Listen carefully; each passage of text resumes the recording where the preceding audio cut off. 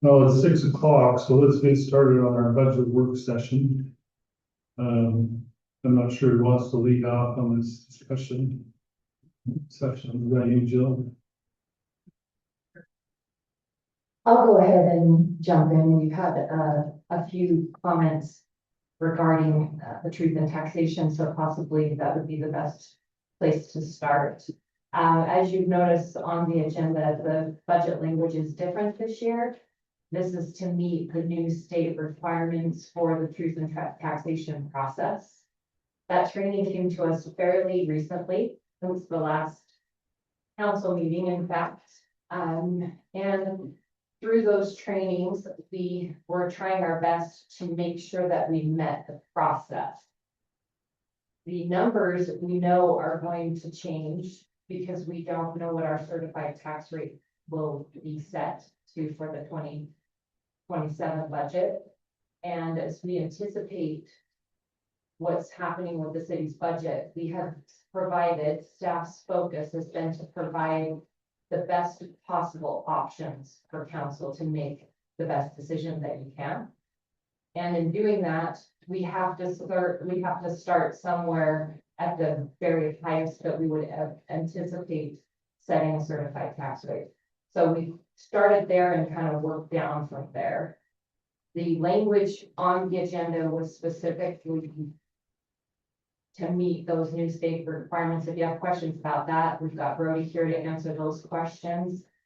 There is still a lot of new information. If there's a lot of confusion from some of the presentation of the information to the public, we want to make sure that we're trying to be as correct as possible and as transparent as possible during that process.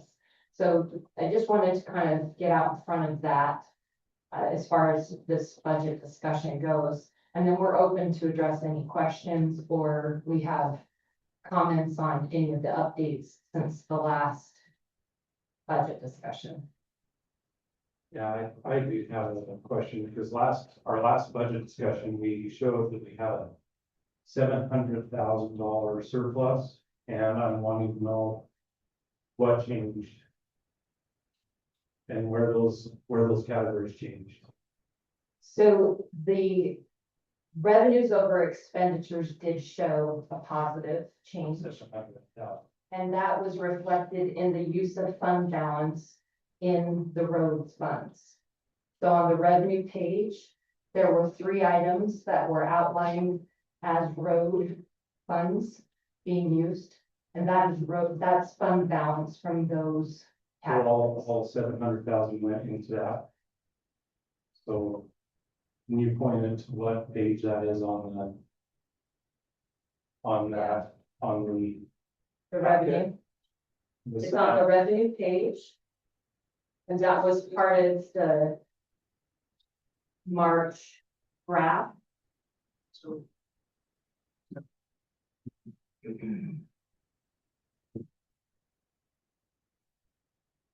while you're pulling that up, I also wanted to remind you guys of the comment that from our last budget meeting, I forgot to add the amount to pay to transfer to debt services upon amounts.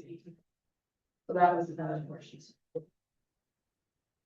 So it's on tonight's budget, it's the same page from the March discussion, but tonight's numbers obviously are different because they've been updated with new information.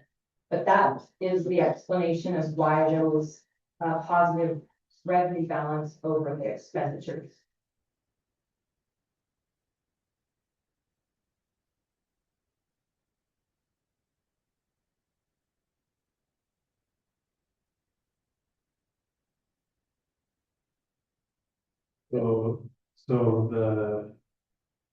What was the change? Because we don't see the change, we just see a number. I can go through the revenue. Please, So I can go put it. from our last workshop, the revenue went from $6,754,601 to $7,769,164. So it went up. That is due to the creation of the 1031-115, which is the truth and taxation, we have to have that split out. Increase of engineering fees, I anticipated 50,000. Police services, because I noticed how much we were getting this current year, and did a deep dive. I anticipate that going up. We increased the use of fund balance and the Class C and transportation tax. That is why the revenue went up. So going through the actual expenditures.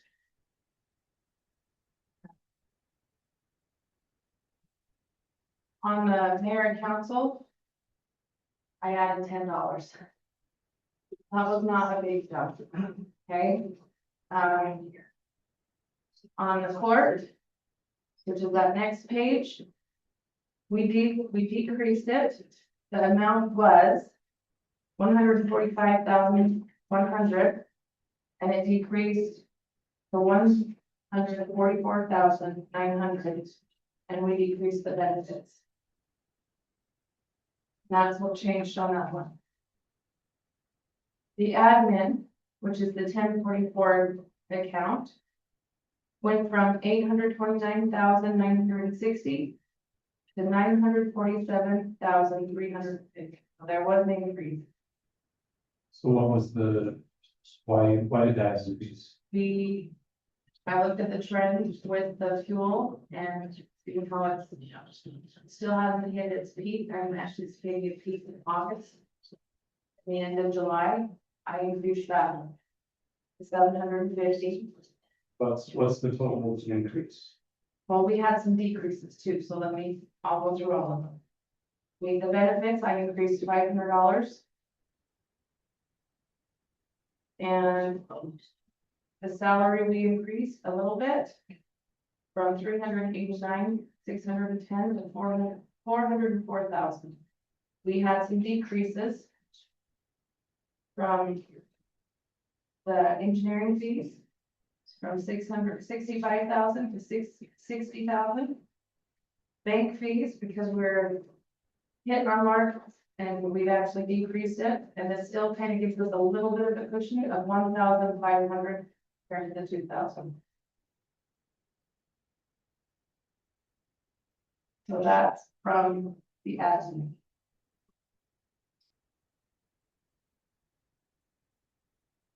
And I'm really confident in the numbers that we have right now. The non-departmental did increase by 20,000. We increased the senior lunch to 2,000. The liability and property insurance did increase because we do have the cost of the buildings did increase from the building that we have now to insure it. It did increase to 100,800. Animal control, I did increase with the anticipation that it is going to increase at least another 1,000 to 2,000. So that's what increased on that budget. The police. That increased a very minimal amount, and it was mainly for fuel and training and travel. We increased that. See, by 20,000. Training and travel or support? The fuel altogether. And we also put 3,500 in computer for secure access. Is that what it is? Yes, security. You never remember the name. Explain that, so. Okay. So secure access is the program that we have to use to access our CAD system from mobile. So anybody in a car has to have the secure access to be able to log on to the mobile CAD system. Little bit of history on this.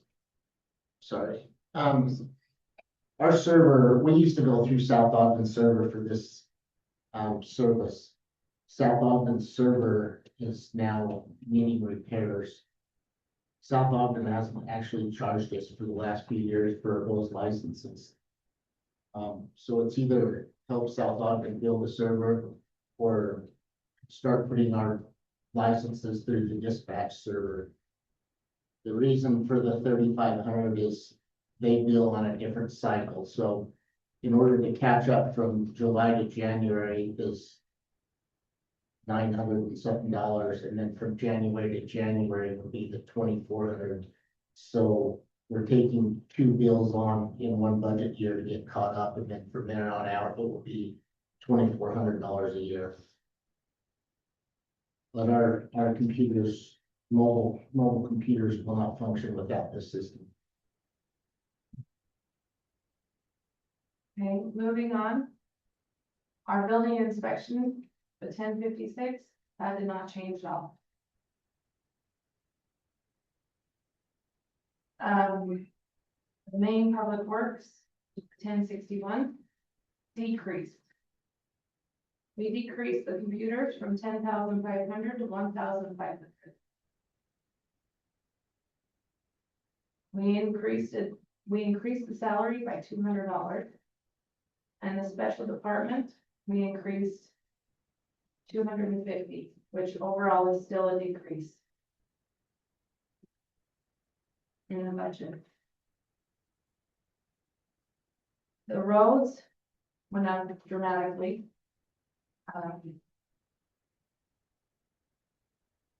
We increased the uniform and safety from 750 to 1,500. The equipment from 45,000 to 50,000. We added the sidewalk repairs, the additional sidewalk repairs that would cover the TNT if that goes, however you guys want to do that one. The computers, we went from 0 to 700, and that is for an iPad. Road repairs went from 250,000 to 400,000. And fuel, we increased another 5,000, from 30,000 to 35. We did create an account to transfer to capital projects for a road project, and that transfers the 500,000. And that's all that changed on that. Parks increased. And what increased on that? We increased the equipment and tools from 26,000 to 47,000. And that was for better calculated amount for the playground. So what was it? Annual equipment and then the bin track tiller, road tiller. So that's right, sorry.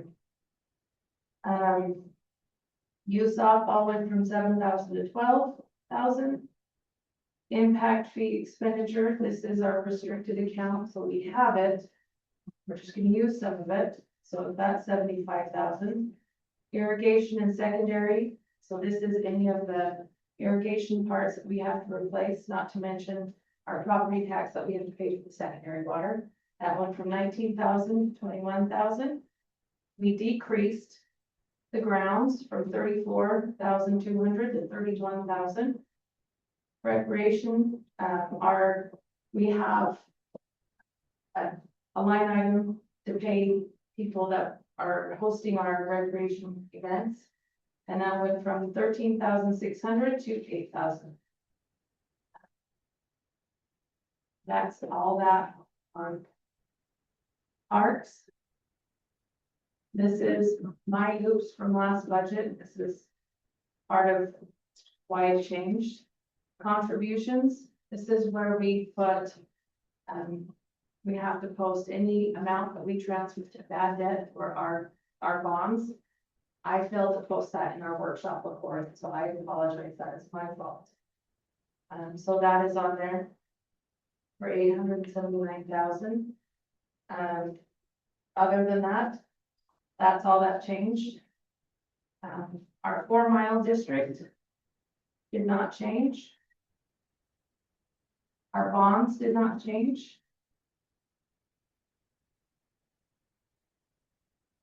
Capital projects did not change. Our sewer did not change. Our stormwater did change. We increased the equipment from 55,000 to 105,000. And the equipment that is on that list is at the bottom of that page. If you guys want to refer to it, there's a list. Looks like there's 3, trash water pumps, so water pumps. A mower specifically for our detention ponds because they're a little bit more steep. It's not safe to have a regular mower. And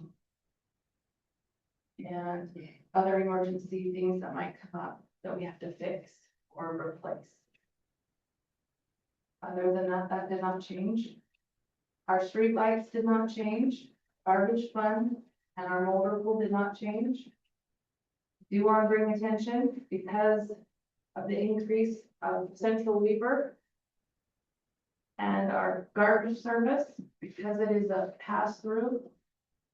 In order to stay ahead of the game, the fee schedule has been proposed to change the cost for a garbage can from $21.50 to $22.04. That way the city doesn't have to. We don't subsidize, yes, thanks, trying to bring it all over the place. Central Weaver Sewer went from 1638 to 1792. And that's a pass through, so that's an increase of $1.54. That's the whole budget and anything that's changed since our workshop. So on the garbage, did that increase come from waste management or? Mhm. When did they give that to you? They gave that to me beginning of April, and I asked them next year to give it to me in March. So, no, they're trying to change some things too as well, and trying to get us the information faster. Well, I just had a meeting with them today as well as several other mayors and they said at that meeting we're gonna stay even. So I don't know if we signed a contract or what, but Like he emailed me and told me there was an increase, and all I'm telling you is that that's what he relayed to all the people there. if it can stay the same, I'd rather do that. So I mean, it's not like huge amounts of money, but it's, I just have to go off of what they inform me and then pass it. you know, because of everything that's going on with the other, public services and did you guys get a quote from the public? No, because we have our contract. I will reach out to Blake, first thing in the morning. Let him know that you talked to him and that you guys that they told you that they were staying the same to see if I can get something. Yeah, and maybe If we not don't the same as change what it, I that's proposed in April, but I didn't know about that. But like he said, everything was the same, so. Okay, I'm happy to reach out again, because if we don't have to change it, I'd rather not. Makes it a little easier for me. You have any other questions on the changes? Nope, I know about that.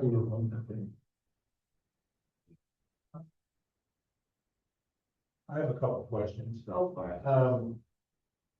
So I know one of the things we noticed is that, $55,000 for sidewalk repair to add to what was in there. Yet on the sheet here, it's only saying it's 35,000. So we have, if you look at the active line item.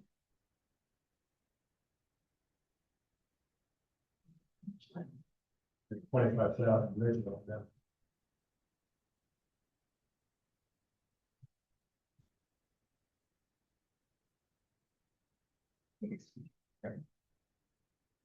So if you look on the side where it says details, says sidewalk repair, and it's got the asterisk of 35,000. We annually put in 25,000 every year, so what Wes did is he looked and actually got a cost of how much it would be, and we actually downsized it. Dramatically. To, if we could do 35,000 of what, on top of the 25 that would already be there. It doesn't really even hit a quarter of the amount, Right. but we figured that's a start. But then the notice and say, we're, the tax increase is 55,000 for sidewalk. And that's at 35. It's actually higher than that, I think. Did I put 55? No, it's 30, it's 35. 35. So it's 35, and that's what the increase would cover and pay. 25 was there on the red, yeah. Spread. I thought from the meeting I had with Jenny on Thursday that it was like the estimated cost is 500,000, and we were looking at an expense of 100,000.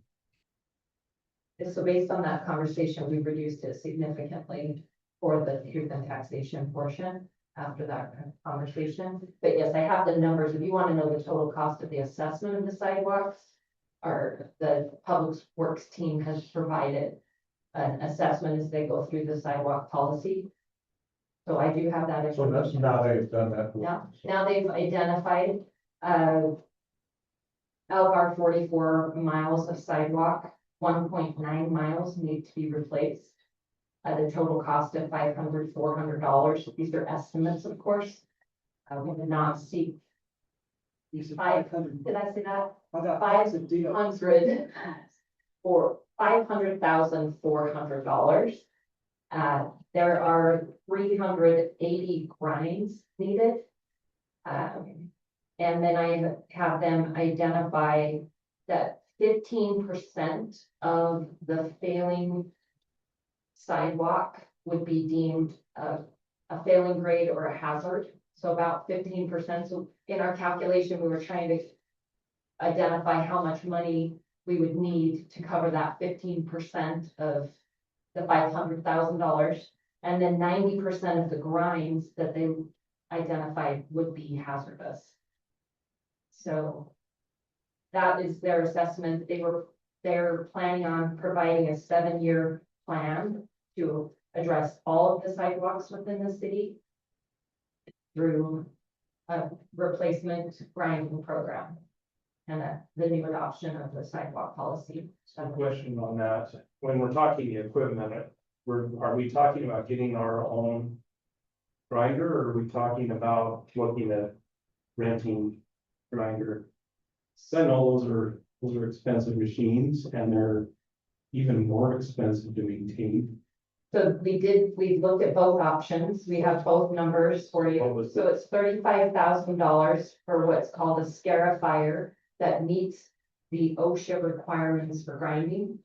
And we have recently asked about rental, and it was, correct me, Brian, if I get off on this, but $4,991 per month to rent the grinder. So we have both those numbers for you. And I just did a follow-up with Wes this morning. The grinder that we would like to purchase only requires 1 staff member. They don't rent out the grinder that we would want to purchase. So it's a different one that we would have to rent. That requires 2 staff members to do that work. But And what is the contract that work out? that we've not looked at. I think that would be worth it, because I know those diamond wheels are extremely expensive. The cost of getting them, I mean, just to maintain, they burn through them like crazy. Yeah. And I think that's one of those things, a cost benefit analysis would be very appropriate to be done, because the cost of ownership could be way more than of any of these other options. Yeah, I can get better hard numbers on that. Wes did mention that on the one that we would purchase would last, I can't remember the number that he said, would last a long, long time. He commented that the one we would rent, you would have to change those out quite regularly. So, yeah, that's certainly an issue. So I think that'd be an important thing. With the rental, make sure you, put in the 2 that, the cost of running. Right. I know you know that. Another question I had, some of the wage costs that are included in the different departments have gone up. What has triggered that So, from March? I don't remember which ones. Well, like on administration. Administration, that went up. To bring a couple of the people into the range. They're not, we brought them to bare minimum in the range, so we can have them, so we can be compliant with the ranges that we adopt. That is one.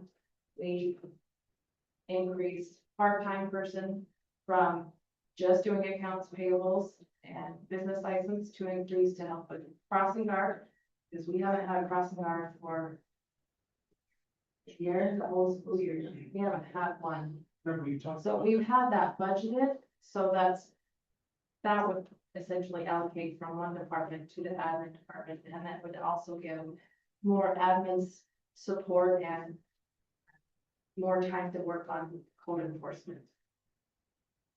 So with that, I mean, when you talk about taking that from a person, you know, another department. So does that constitute having a necessary increase for that person where you already have budget for it? Or- Well, right now, because she's part-time, she won't have time to do crossing guard and what we originally hired that person for. We've had the crossing guard position open and make, oh no, 2 applicants. Yes. And it didn't work. So we're trying to think, she said she's willing, and then rather than having to have another part-time employee, we can just have the one. She can help a lot more with code enforcement and anything else that we might need.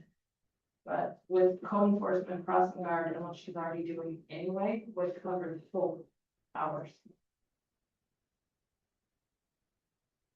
Do you want to add anything to that one? Okay. So what I'm trying to understand then is you're taking this money here that you normally have got allocated crossing guard and adding it in, but you're also increasing more responsibilities on it, and that's the reason for the pay increase. Right, so I pulled it from our part-time police because that's where it's been sitting there and allocated. Nothing's happened because we can't find anybody. We allocated it from, or I'm gonna get the word. The purpose is to pull that from the part-time and put it in the admin full-time salary, and that's why it would go up. So will this person be a full-time Yes. individual? Okay, so we're going from a part-time position, or 2 part-time positions to a full-time position. Does that, are we taking Greg Worthing out of the picture of the code enforcement, or is he still gonna be in the background and still paying that wage? I believe the idea to kind of help with this would be the new full-time person will be a lot of the office part of it, and Gary would be the going out and talking to people and getting pictures of the on-site stuff. So his hours would essentially decrease a little bit from what they already are, because she would be doing all the research, they, I should say, be doing all the research, the letters, the phone calls, and then handing it to Gary and say, okay, this is where I need you to go. If this is, I guess, if you need to talk to them, go ahead, but it's mainly just to do inspections. Right, so that was- So it's still.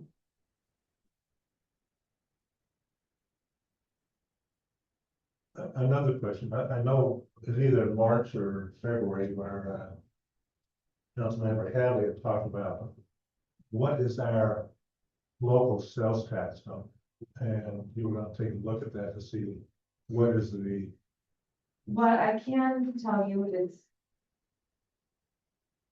this, sorry, I'm not pulling here.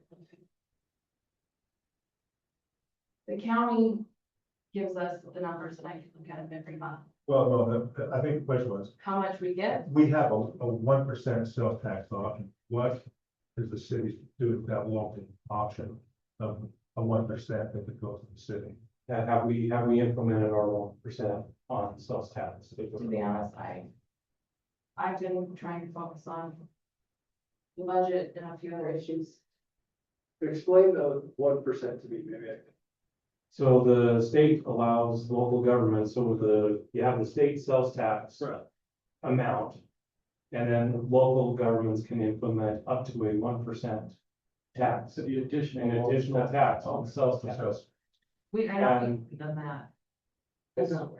So You guys want to? I would love to look at that. I would rather spread that out on everybody else who's coming to Walmart, Harrisville, and all the other places that are for businesses, rather than exact additional amount from people who already are feeling overtaxed. I mean, that, the chart that was given that talks about where we're at. We are the second smallest city and we are the third highest. And that's a steep taxation. And we've gotta change that trend. I'm fine with that. I will look and see what we have to do. I know by implementing certain things, there's a process that we have to go through. Is the I will council, look at that, sorry, is the council in agreement that we should look into that? that we haven't set your tax on the sales tax. Yeah. Yeah, So, okay, I'll do that. And then the next question I have for you, and this has come up from the different Utah league writing that. When is the last time we actually looked at our service fees, in other words, our completion and all that, covering the actual inflation costs of So are you talking about utilities or? Well, I'm talking like about planning fee, inspection fees, those type of things. One of the things they have mentioned is if you're not looking at those every 2 years, you're gonna be way out of whack in terms of what you're paying people to do versus what people are paying for that work to be done. One thing to keep in mind when we do look at that, if it's services that we provide and it's not a pass along like our garbage and our central weaver sewer, we do have to do a study. Correct. And so I know that's gonna cost, but if that's what you guys want us to start doing, we can pick the one that's been the longest and start that one first. Do we know? I know we haven't looked at those for quite a long time. Since those fees have been addressed. And I know it's kind of a policy decision saying, okay, we want to help incentivize people to come and develop here by having a lower fee. At the same time, do we want to cover our costs that those people create? That wouldn't be created any other way by them making those applications. The one thing like with planning, Sarah and Jones and Associates, that part is a pass through. Well, Actually, but petitions. But the time and energy that go to planning commission meetings and staff's time, city council's time, we can look at that, Noticing yeah, all those things. and all the costs that we would have to cover. So we can look at quite a few of those. We probably have enough historic data to provide to a third party to do a study for us. I know we just did our business licensing and that did increase quite a bit. I don't think Every study that we've done in the last 5 years has increased dramatically with the results.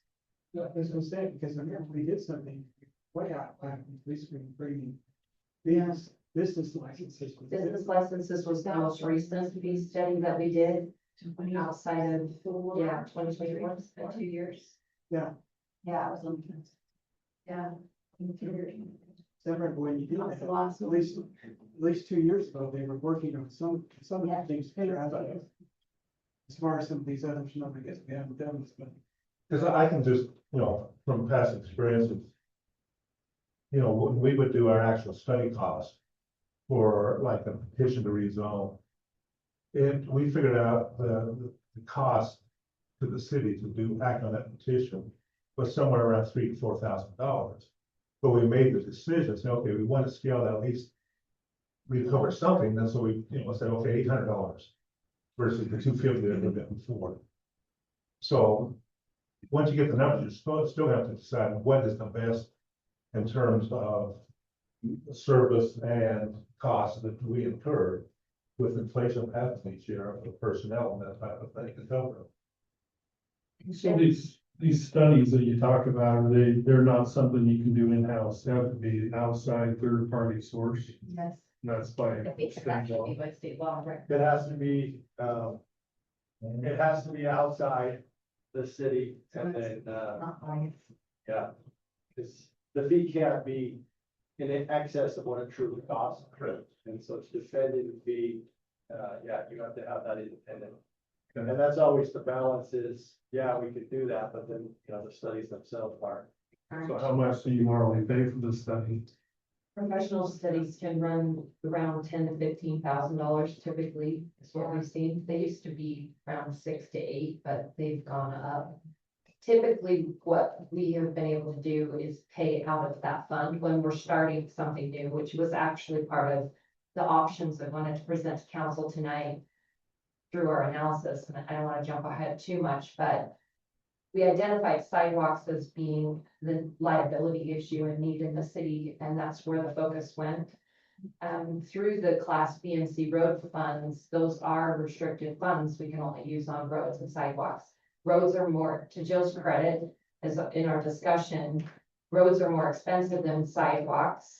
To be utilizing fund balance to pay for sidewalks is somewhat concerning for the future. If we did have major road issues, we don't want to spend that money on all of that money on sidewalk repairs. It wouldn't be the staff's recommendation to do that. So another thing we wanted to present you with as an option is the transportation utility fee that a lot of cities are looking at adopting. We haven't looked into that. We haven't conducted a study for that. But that is another option to address road and sidewalk issues for the future. So well, that's probably better in another time of discussion, because it's part of the agenda. I don't know what we want to talk about, what we can talk about right now, but what is that? How is that fee assessed? Or what is that? The same way it's assessed through a study. It takes the data from the city to, but much like our sewer or stormwater utility fee, it's the same process. So we just And then it gets added onto your utilities. That's the difference between fees and taxes. Fees have to go, they're restricted to whatever you adopt it for, its purpose. So we just, as far as the budget discussion, we can talk about any of those options related to the budget.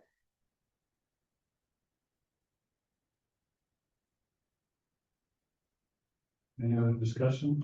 Two more items. Okay. We've got still 20 minutes. I noticed on planning, we don't have any budget for like planning commissioners to go to a conference or even planning commissioners to be like citizen planners under APA. And where they can get additional information inside of what's going on. That's correct. How do we offer commissioners any type of conference with them?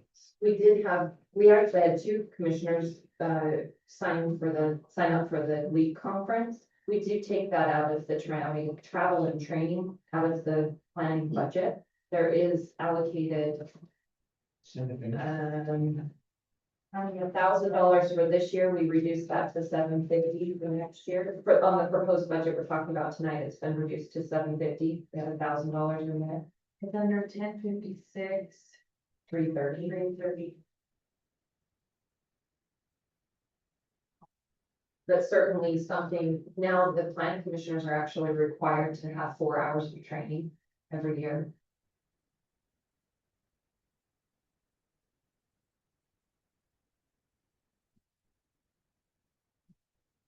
So you have that on travel. Yeah. And nothing under memberships. And that's trying to look under APA what the memberships fee is for citizen planner of their sites now, so I could get that number. Kind of give them an idea, because I know the Utah APA sends out a monthly newsletter of what are the issues going on. Here's some potential webinars or what have you to listen to. And then, of course, when they have the APA conference in October, it's a lot cheaper and it's a lot more information than Utah League. I'll just give you that. That's my impressions of went to Wolf. I thought I got a lot more bang for the buck from APA than I did from the Utah League as far as planning issues. I just wondered about the idea of having something down there so they can have the opportunity to be trained. You want to be up to the council. It's up to you. But again, I don't know where we're at. Don't have that number, so I can't give you that.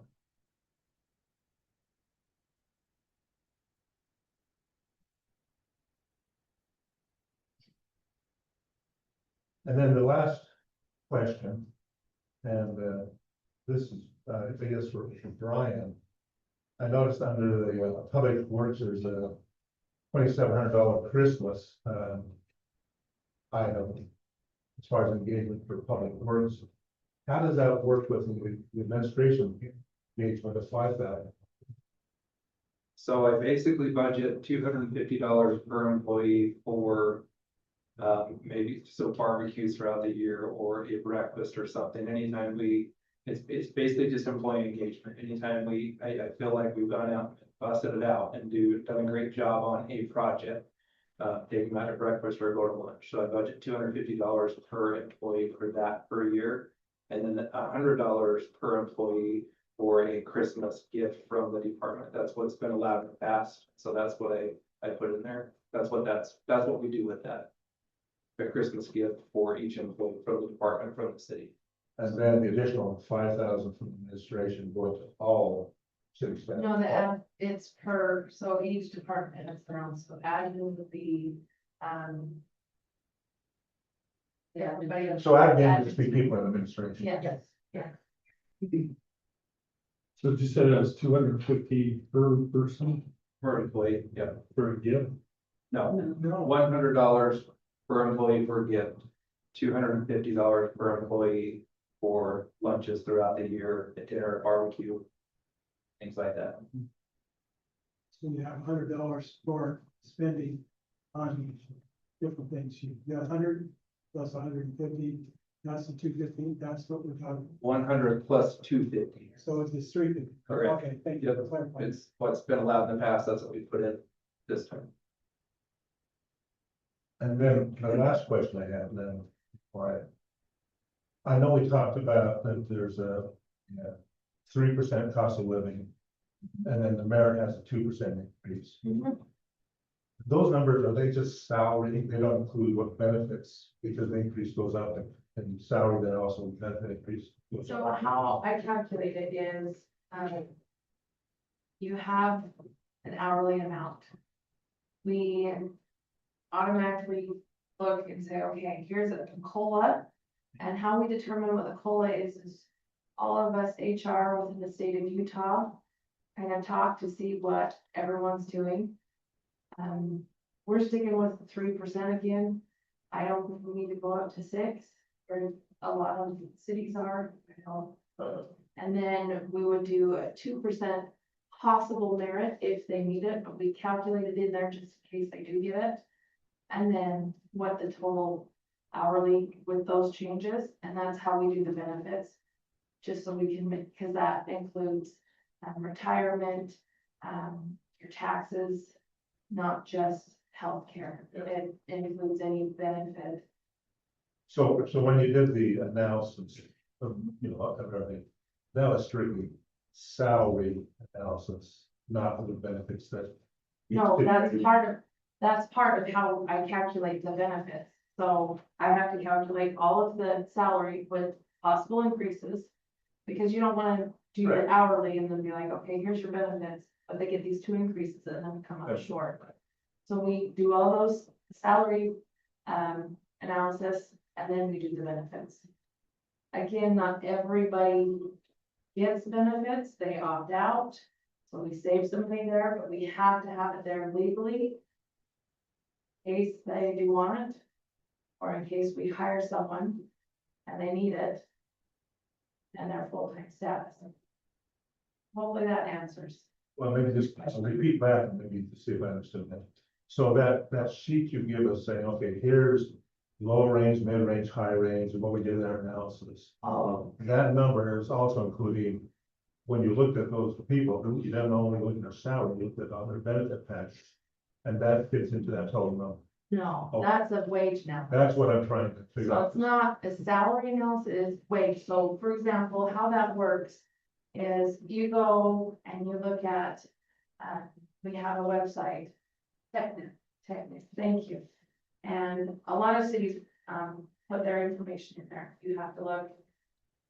Okay, sorry, Cynthia, I'm just gonna give you an example. So I'm right there. So she's our deputy recorder. I can't just necessarily go off of a deputy recorder. I have to go and look and say, okay, this city's deputy recorder does all this. That doesn't match ours, so I have to go by job descriptions and look and then match. Not to mention, a lot of us have different hats, so I have to look, okay, this person does this. Like our recorder he does recorder, he does, evidence and risk, emergency management. Thanks. And so I have to look at that, and then I have to look at, okay, how much time does he actually do evidence? How much time does he actually do the recorder job? And then do that analysis, and then that's what gives us our low, medium, high, because you look at every city within Weaver County. If they don't update their information on that website, I tend to try and call, email, something, so I can actually have my backup, say this is what it is. But when you do that, so that is, you're looking just strictly at salary. Okay, And then depending on, for example, how I've had to pull some people up to very low. We looked at, okay, how much are they gonna give with this COLA? Does that get them in there? Yes, great, we're not gonna touch them. If it doesn't, like, there was a couple that were extremely, like, dollars off. Even with that COLA, we just pull them up to the low, medium, or not medium, sorry, the low. So they're at least within our range. I do have a question on the fuel stuff. I know this might sound crazy. I know we're talking about 27. Next year, the 27 year budget. Why are we increasing it for fuel that's happening into this year? So this is the increase for this next budget. So I'm anticipating any use between July 1st to June of 2027 for use. So this is all for possible. This is what we have to adopt. I understand. I mean, what was the highest fuel expense that we ever had? Would that have been, what was it, 4 years ago when President Biden was in office? We had over $5 a gallon fuel. I don't think we anticipate over $5 a gallon fuel. I'm hoping not. But we've actually dropped everyone's fuel to begin with this. Don't think we're gonna hit that $6 mark, I don't. But at the beginning of all of our, workshops with the budget, we dropped everyone's fuel. Because we saw a trend we weren't using that much. We aren't even back to where we originally were. Maybe the PD, I don't remember. But No, that's good. I just wanted to understand that That's a little bit better, because, I don't foresee it being, most economists don't either. I don't anticipate it, but with more, for example, with the PD, that's fine. We have more roads that are gonna be coming, more development, they're gonna be out and about more. We have to account for, okay, if they're gonna be out more, we're gonna have to make sure we account for that if it's used, not necessarily the increase of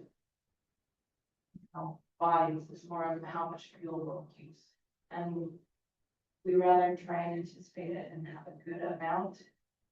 Hopefully screenshot it and have a really good anticipation rather than having to do an amendment at the end. this doesn't have to deal with the future budget, today's budget. Where are we at in terms of what we had planned for salt and plowing and that, since winter never happened here? I We got are talking 2 times we plowed, amount. yeah, and I supplies. don't know. I think that- So material, we budgeted, 25,000. I don't think we used anything for materials. Jill and I talked about that, and we dropped that down to 18,000 because we did look at, kind of our worst case scenario within the last 5 or 8 years. I can't remember what the time frame was. It was just in an effort to reduce that a little bit. We kind of went with the worst case scenario and whatever that looked like, whatever year that was in the last 5 years, it was about $18,000. So we did drop that down, but we haven't used anything this year. And in terms of overtime pay for salt plowing. Extremely little, extremely little.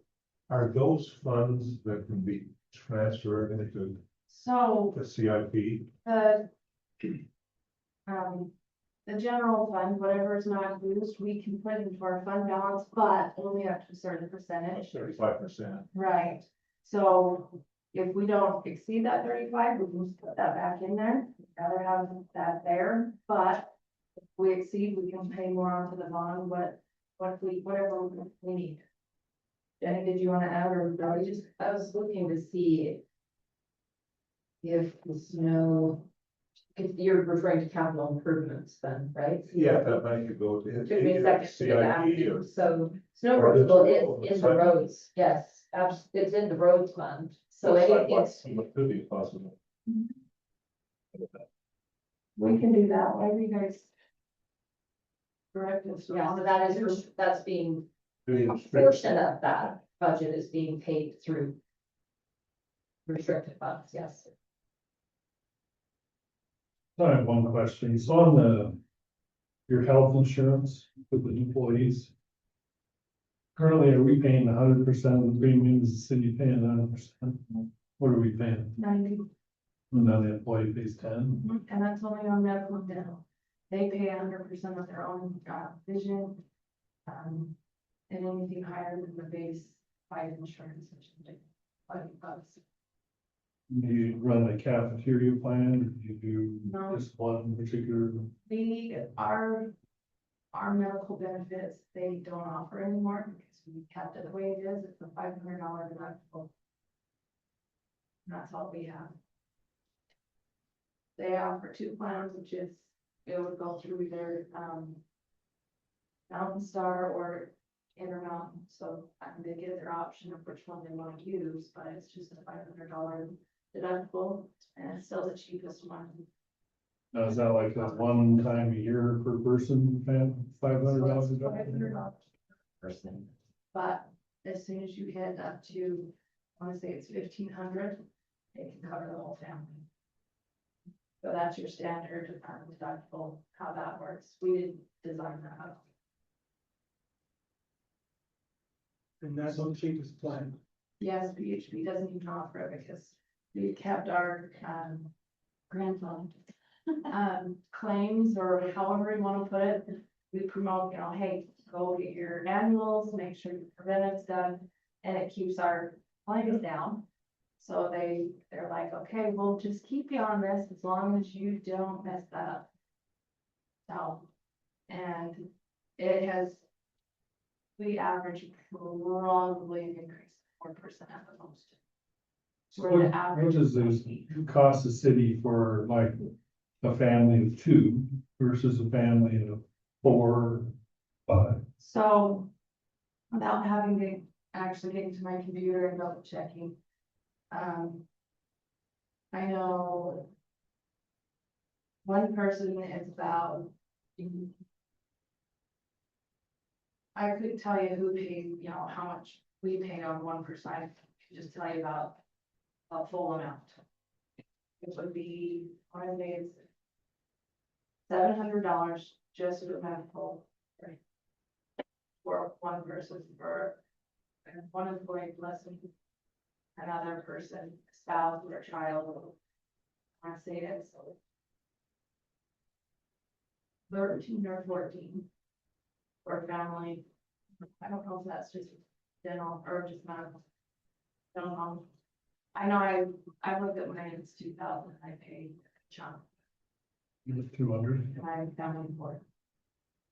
But I have medical and dental.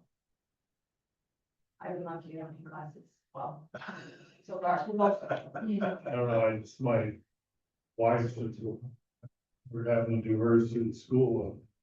I can tell you we pay a whole lot more for that. Like, Yeah, so, another portion of it is those claims. I don't know. You do the action, that was the billing part. But I have to be mindful of the part. So certain codes will trigger an increase in your premiums. So if we have a lot of codes that hit that trigger, our premiums are just skyrocket. But because our premiums, we're keeping everything, we're going to doing our preventative, we're not increasing much. our premiums are constantly low. Where the last one that came through, Blue Cross, and it was 22% increase. Where PHP is just 4%. So it's not just a benefit to the employees, it's more of, okay, what cost wise is gonna be better, that's what I look at. Because the premiums are still low. Hopefully it stays that way. Doesn't. I've changed, but as long as it stays low, we should be fine, we'll just keep that low threshold. Hopefully that answers your question. Yeah, it does. I mean, no, just be quite frank, I wasn't happy at all on Thursday. Jenny probably relayed that to everybody. But at the end of the day, I went from a meeting in March on the 31st, thinking we were $700,000 ahead, to finding out we might be balanced, and we're really not balanced because we have more expenses than what we have, and it's gonna have to trigger a truth and taxation meeting. And I'm very adamant, I don't want to do truth and taxation. I've made that pretty clear in most meetings I've been in. I don't want to see taxes increase. I think the citizens have been taxed to death. And I think we need to do things to try to trim back costs, whatever that cost is. I'm not certain, because there's some costs that you trim back that nobody's gonna be happy with. There's other parts that you trim back that nobody's gonna be happy with. And so at the end of the day, the business that I'm in right now, which doesn't really have anything to do with Harrisville City, we've had to cut back costs dramatically. We've cut 7 employees. I've taken a $15,000 a year decrease in pay. The business itself is losing money. And in the same way, we as a city, we proposed a building with a debt that takes $879,000 a year to debt services to try to cover that debt, which all of that money comes out of our general fund. And I don't think as elected officials, we did a very good job of making sure we were covered before we started doing that, and then just to have to go back through and raise taxes. So I know that's a lot of wordiness, but at the end of the day, I thought I needed to make my position clear. I don't know how everybody else feels about it. Can I bring up just one other thing, and because it goes to something. Is you asked, I think, a question about Greg's comment about using those funds, and you're asking, is there anybody else? I didn't get a chance to respond, but I would like to see if that's a possibility, because if that's money that's already slated for, that might help offset it. I don't know if there's anybody else, for the sidewalk. Sorry, I'm not speaking clear. I'm trying my best, but that's I would be interested. And Greg's already expressed that. I don't know if anyone else is. Would you like further clarification on that? And that money was allocated to the snow plowing budget. We didn't use it that year. It would go back into the fund balance. And if I understand what you're asking is, can that be allocated to the sidewalks? The answer is yes. It can be if that's what the city council decides that they want to use that fund for. That is a restricted fund balance. And as mentioned before, I'll just repeat myself so we're all clear. That fund balance can be used for roads and sidewalks and things like that. As we dip into that fund balance, that's what we used to call the rainy day fund. We don't call it that anymore. We call it fund balance. Okay, so I have clarification I need. You're talking, Brian, you said that you're holding back X amount of dollars. You know, you decreased it so much, but you looked at the overall plan to make sure you covered in case of, you know, 1 year, all of a sudden, our prayers are answered, we have some. But are we talking about that budget? Or are we talking about the exits? The current budget that we're. Okay, That's what I understand. Yeah, So whatever we don't use this budget. so I'm interested in the exits, but I want to touch what you need to have to operate. Okay, I just want to make sure I'm on the same page. That's why we call it fund balance. It's not the operating cost, it's the balance at the end. And we just want to move just that line item, whatever's not used this year, correct? Okay, because I'm getting ready for June. You know, I'll repeat it again too, just so I understand. So what I was suggesting is we take a look at those numbers we had with this year's budget that were not used in the road in terms of plowing and salt and all that stuff, purchase of the fund may be doing. And take that money and put into the fund balance for the sidewalk repair work. so you want the 1063, that road fund, that whole GL, okay. Because that, in my mind, that might give us, this year, maybe we have $100,000 in sidewalk repair and get a jump on it. But then we make analysis of more rapidly something. I was just gonna ask for clarification. I'm glad you brought that up because we already had $25,000 in that sidewalk budget. So then you'd want the $35,000 that's being proposed as the truth and taxation to be converted into that. That we might not have to do. Do that. Taxation. Use because we might have fund to balance cut more instead money of. This way. Do that, sorry. We would still have to do truth and taxation because it's codified. Yeah, we have to do it, still, it wouldn't raise. Is that is the council in agreement of going that direction so that staff has clarity of what to prepare? On the current budget, yes. Right. Not next year's. Right. The fund balance from the fiscal year 2026, are you in agreement that we take the funds from the fiscal year 2026? Just in the Unused, roads, just in the road. just in the road. This Not in is the part road, of the right? fund balance. This isn't, which I'll is make sure. one of the reasons why we identified sidewalk. So that we're not dipping in. Correct. And I'm sorry, did everybody give a head nod or verbal? Okay, sorry, we just want to make sure we have clear understanding. Ryan? Hold on, sorry, guys. You do need to end and start the city council meeting on Yes. time. Sorry. Yeah. So, you can, if there's still more discussion, you could essentially table the meeting and go back into it later tonight, but you have to start the city council. What's that around 11 p.m.? That's up to you guys. We can have a second meeting, maybe. We need to have a motion to close that. Yeah. Yeah. Can I have a motion to close the budget number section? Or not to close the budget section? Motion and second, all in favor? Aye.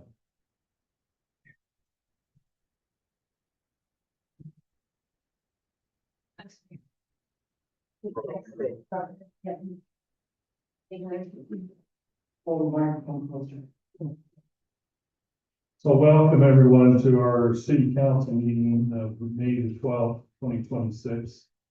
The pledge of allegiance will be offered by Councilman Christensen.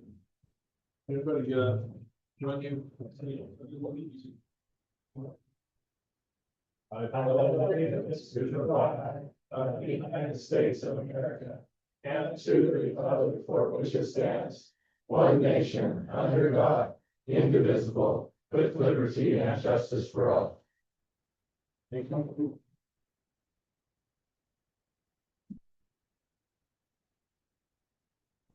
Our Father in heaven, we're grateful this day that we could be here together. We're grateful for the opportunity we have to serve the citizens of Harrisville and serve this great country. Father, we're grateful at this time that as we discuss the things of our neighborhood and our city, that we'll be able to make the best decisions that we can with the information that we have. And we're grateful for the public that has come to join us, and we're grateful for them being their willingness to come and participate. And help us to make the best decisions that we can. We say this in the name of Jesus Christ. Amen. Amen. The next item on the agenda is the public comments. We'd ask that you Try to stay within 3 minutes. Anybody would like to comment, please come up to the podium, state your name. And if you'd like to have a response back to your comment, please give us your email address.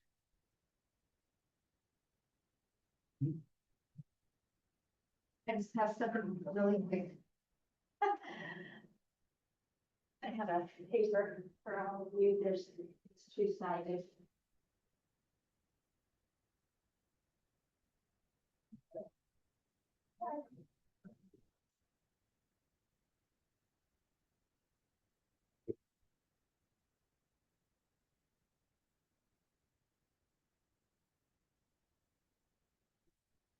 I'm just here on behalf of my daughter, Stacy Dixon. She's involved in plays and things up at the North Ogden Theater. And she was gonna be here herself, but she couldn't, so I am just being a good mom.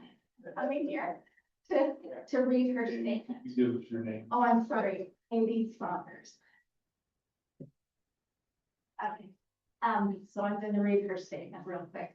I'm here today because I was asked last year to come back again next year and reopen a discussion about a community musical. Last year, with generous donations from a business owner and in Argus City, I helped North Ogden produce Bye Bye Birdie at the beautiful Barker Park Theater. It was such a fun show and a beautiful location, and I would love to see this program grow and become something people look forward to every year.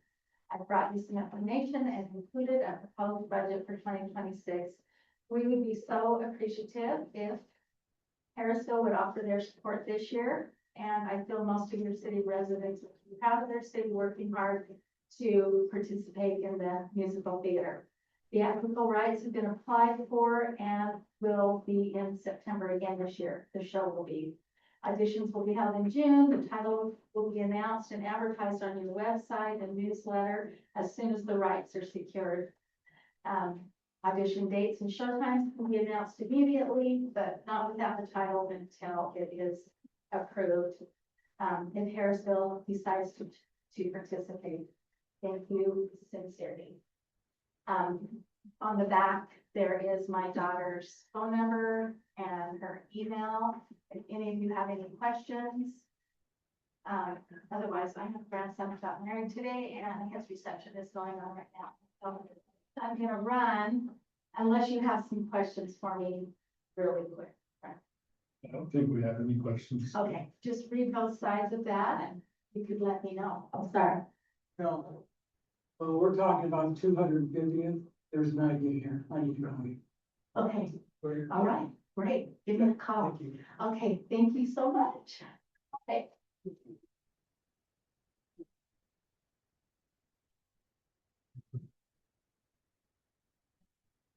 I'm Marilyn Lott. Do I have my address or? No. Just your email address if you want a response back. Oh, okay. 2 weeks ago, I was told that Weaver County was, giving away discounted, rain barrels. And I was interested. And so I contacted Weaver County, because I'm not in incorporated Weaver County. I'm not in North Ogden, and Harrisville have not signed up to be part of the program. I could not get a rain barrel.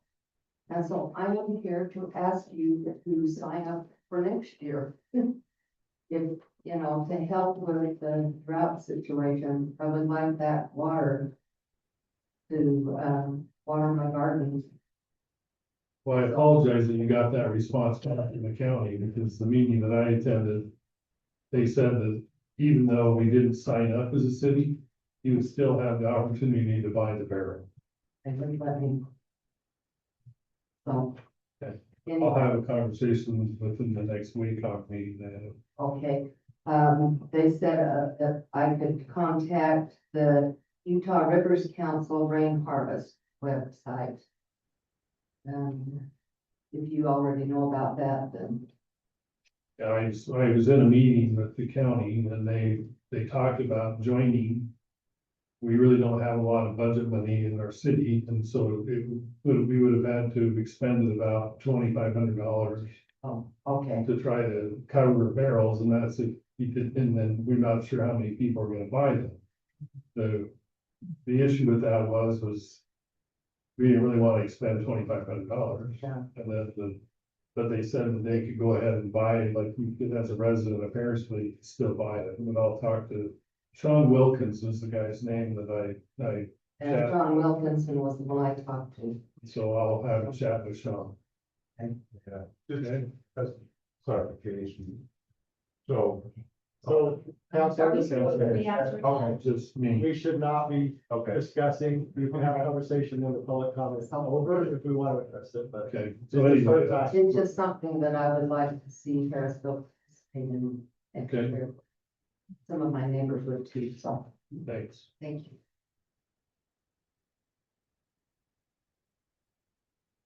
Any other public comment? All right, if there's no public comment, we'll close the public comment. The next item on our agenda is approval of the meeting minutes for April 14th, 2026. Any comment about the meeting minutes or corrections or a motion to approve them? Make a motion to approve the meeting minutes for April 14th, 2026. Second. We have a motion and a second. All in favor? Aye. Advise the consent item or consent of mayor's appointment of the planning commission, that's myself. I'd like, it doesn't look like he's here today. I've interviewed Mark Alamain. I think that's how I pronounce him. And he's agreed to serve as a planning commissioner in the role of a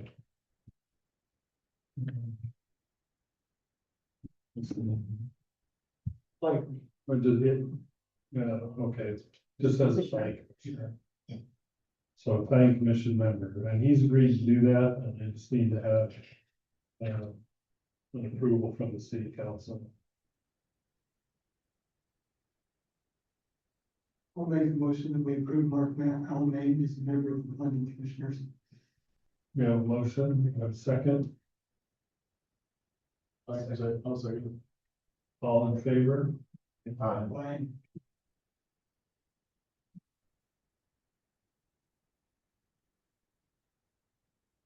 And then the item number C is the quarterly budget audit and financial review. I'm hoping you look for the findings and it really lays everything out, our process. It talks about separation of duties. We can make sure we're following what the state requested. This quarter, we went through cash receiving. So that's all the payments that we received, whether it's through mail or by the front office. I had Jenny pick a couple of dates. We went through them. I went through them and made sure we had the correct reports. Every single person that was supposed to handle what they did, signed it. We had, one of the requirements is we have a till. We have to count every week to make sure that we can estimate, we have to make sure to the penny we are on. So we've actually been impressed with the group that handles everything before it gets to me. They made sure everything was done accurately and everything was accounted for. Oh, that's our quarterly audit. Any questions about that? You don't need to take an action on that, right? The next item on our agenda is the Weaver Basin presentation by John Perry. That's me. And I do have a presentation on my iPad, I don't know if it's possible to show it or not, or if not, I can just talk, and I'm good at doing that as well. Excellent, so I've got the adapter right here. That will incorporate. Thanks, Joe.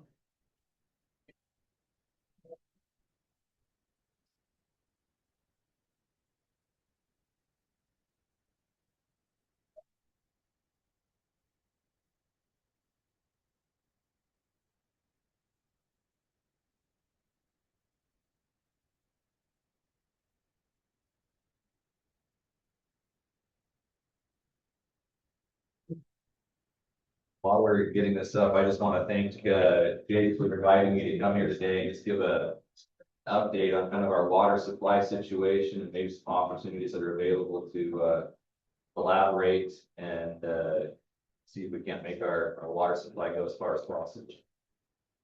All right, so I'm gonna make this quick, and if you have questions, whatever the quorum allows, I'm happy to take any questions and answer them. So real quick, I was asked to give kind of an update on where we stand. So right here, you can see a couple graphs that show, these are from the NRCS, they show our precipitation year to date and our snow water equivalent. So when you look at these graphs, you can see that for most of the year on the snow water equivalent, we were establishing new lows, right? In the period of record that we have tracking this information, we were way down there. That's that black line that we're trending and going through. There's several things that I think we should know on this. One is the peak was significantly lower than we normally see, right? We got just about 10 inches where normally we're sitting in that 22, 23 inches. So significantly less water came in the form of snow. And then secondly, you can see our runoff started about 3-4 weeks earlier than normal. So most of the time when we're doing our forecasting, we're doing our water supply planning for the given year, we're anticipating June 1 to kind of be the peak of what we experience as far as runoff, where our reservoirs are and things like that. And this year that started significantly earlier. We can all remember a couple weeks in March there where it was pretty warm. We did get some cooling and a little bit of rain. You can see it kind of trailing off there. But those are things to know. On the precip, it looks a lot better. You can see that, we're sitting in the 26th percentile. These were numbers that we're taking. So much better. But it's not only the second percentile, it's the 26th percentile. And it can be a little deceiving. A bulk of that came in the fall, right? We had a pretty wet fall. It was a lot of rain came down, and you can see that in that black line on that left chart, where we really started off strong and then slowly crossed over there in kind of the tail end of January, beginning part of February on that median, that green line that's going there. And you can see we're sitting below it now over the last several months as we've continued to struggle to get significant moisture coming through. So that's kind of where we sit right now. This next slide I'm going to show you is where our reservoirs are. So the lighter blue line there is the percent average capacity 2015 to 2025, and 2020, the darker blue is where we are here in 2026.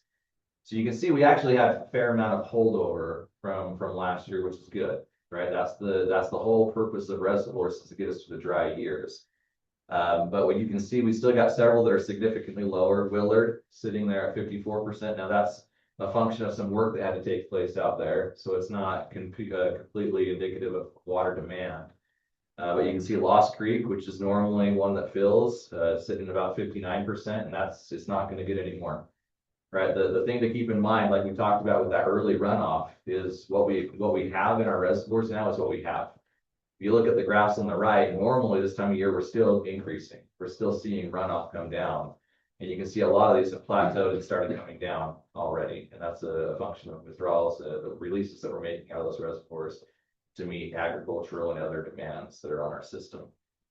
So that's where we sit currently. Those top charts show the overall. When I say total all, Willard is a pretty large reservoir that we have. It's an off-stream reservoir, so we kind of consider that as its own reservoir. So upper total is going to be all of those reservoirs minus Willard. And Willard, when you include that, you can see the total there.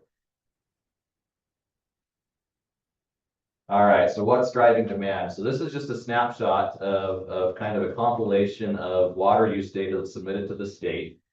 And that top right there, you can kind of see the percent outdoor versus indoor water use. This is municipal water, excluding agriculture.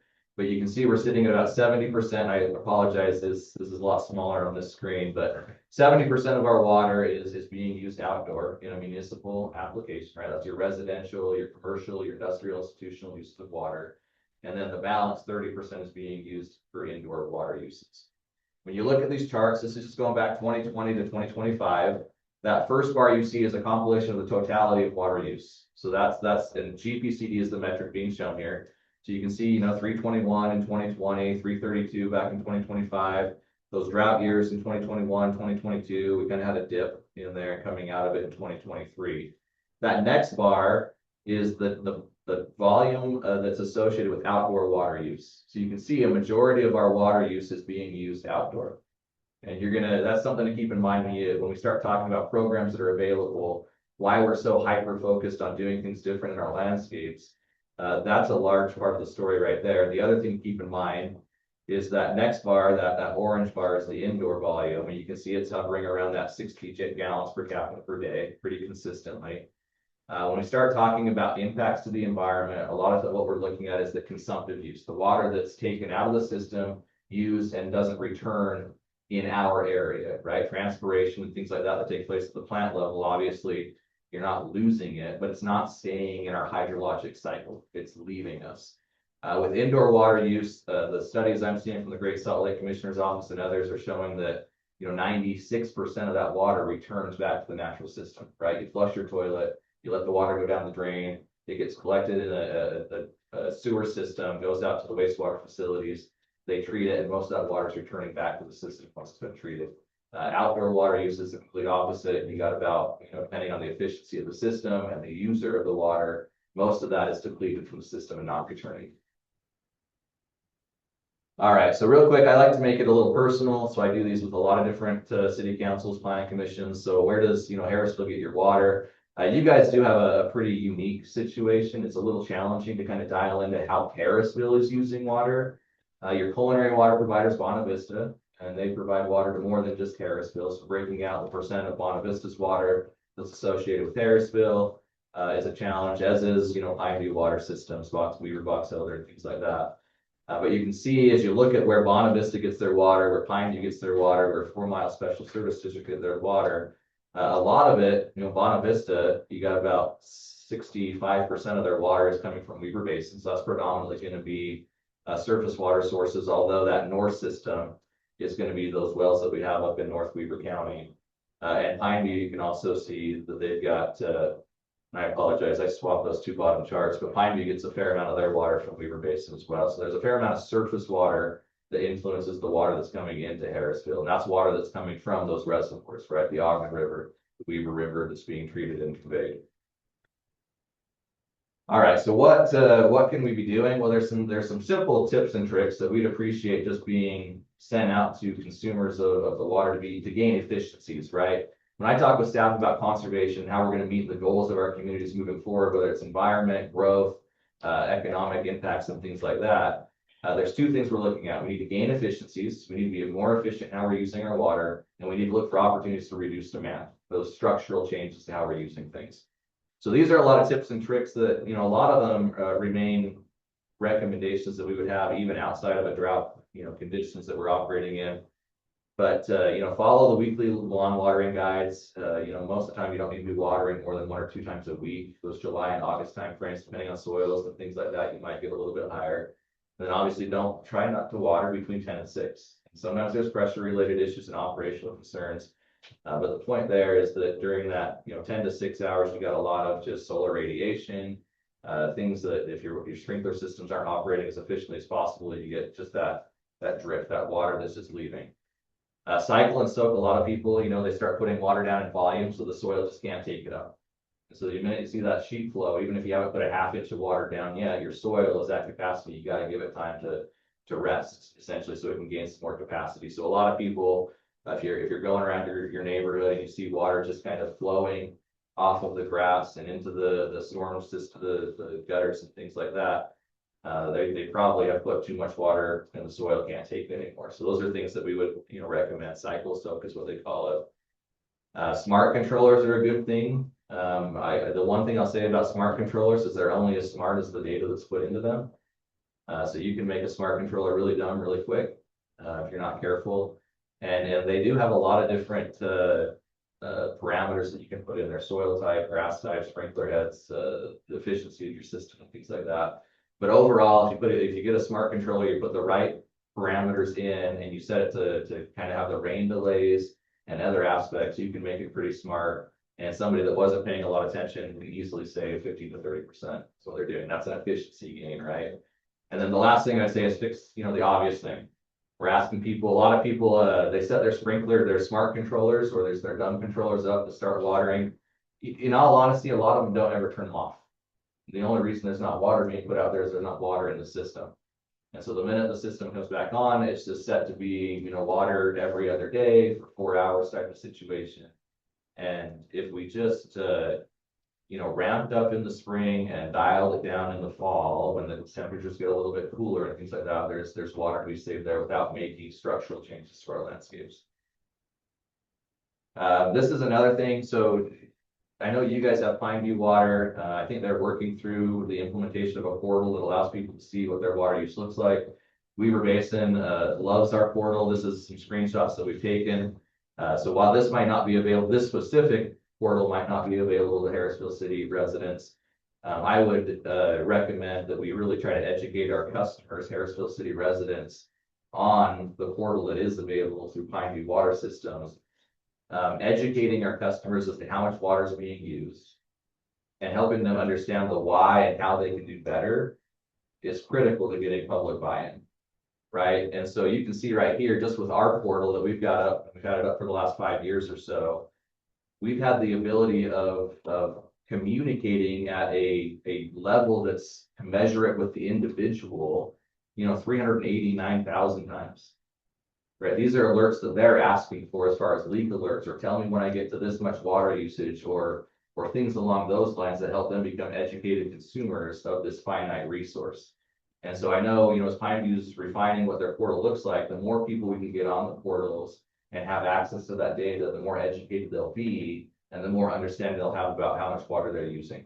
As we went and put meters on secondary customers, the first phone call we get without fail is that your meter's wrong.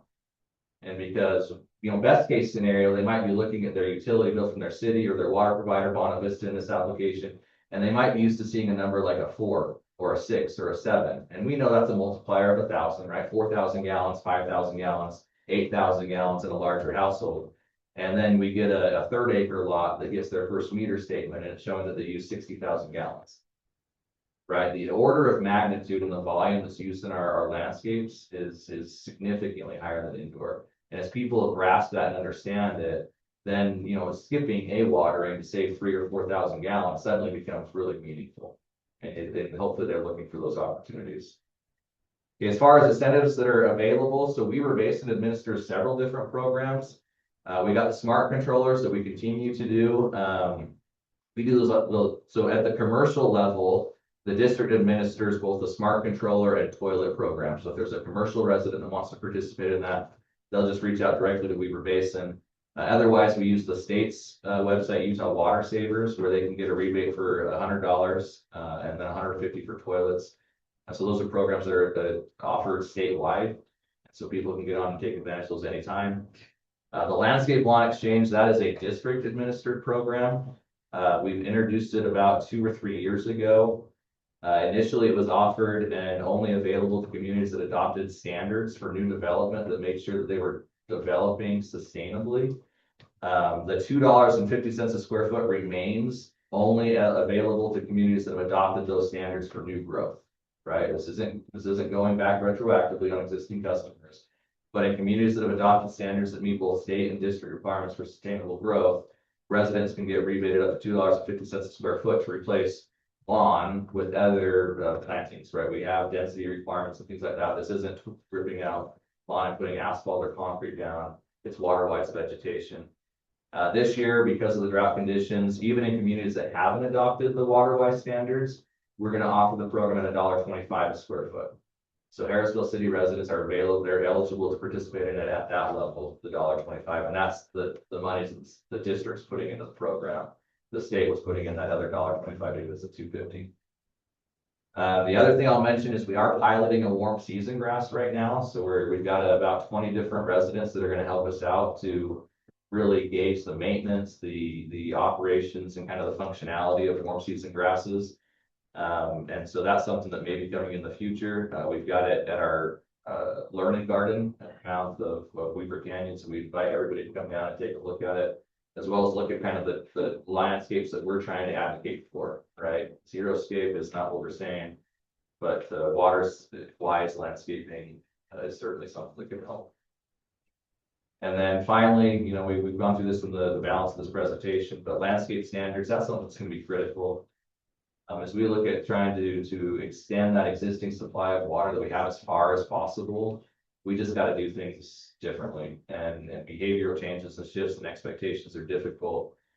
But you know, if we can make 10 acre feet of water cover, 20 residents, whereas historically it covered 5, it's gonna help us just meet those goals even more than we have. And that's my presentation, unless there's any other specific questions, that's what I have for you.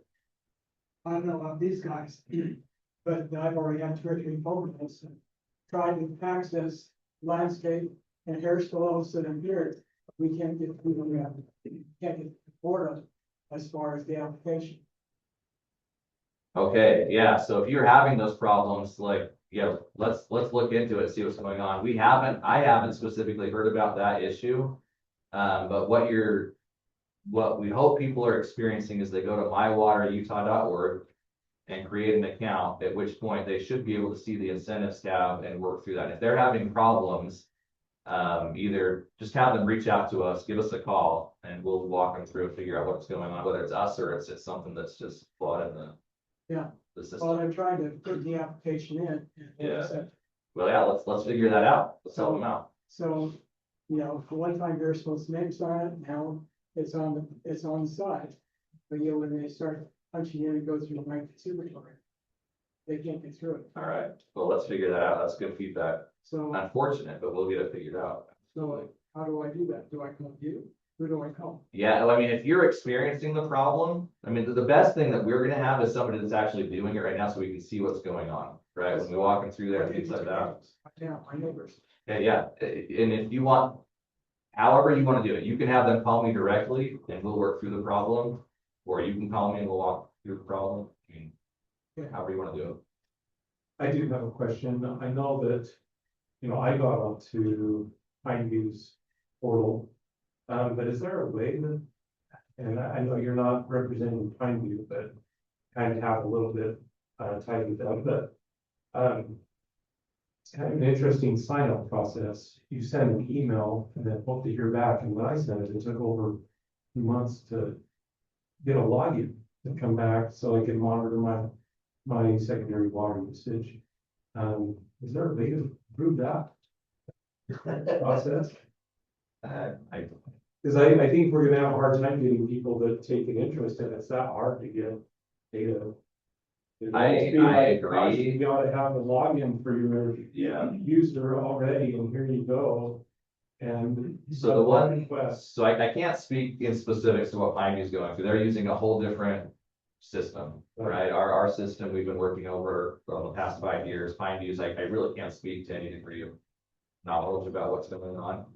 The one thing I will say is one of the challenges that we've experienced as we've introduced a portal is because of how we've operated over the last 70 years with really a lack of engagement with our customer base. There isn't like this inventory of here's everybody's contact information and how you can reach out to them. So that is a struggle. I mean, the 2 months when an email sent in, that doesn't make a ton of sense to me. But the aspect of having to have kind of that, hey, reach out to us, let's confirm that you're the owner of the property, at which point we get you a portal login. Even we deal with that, and it is something that takes, 10 minutes to get them logged in I initially. wonder though if some things can be done through the partner, like your Phone Vista. Let's have that information, a lot of that, because that's how we got it. Sure. Um, And I'm happy to reach out to Jeff Humphreys at Pineview and just let him know this is a concern that I heard from Harrisville It'd City. be amazing if they could reach out and say, here you go, here's a username we've given you, and you can go create your password. Because that's what they did to me, and they gave me a username. Yeah.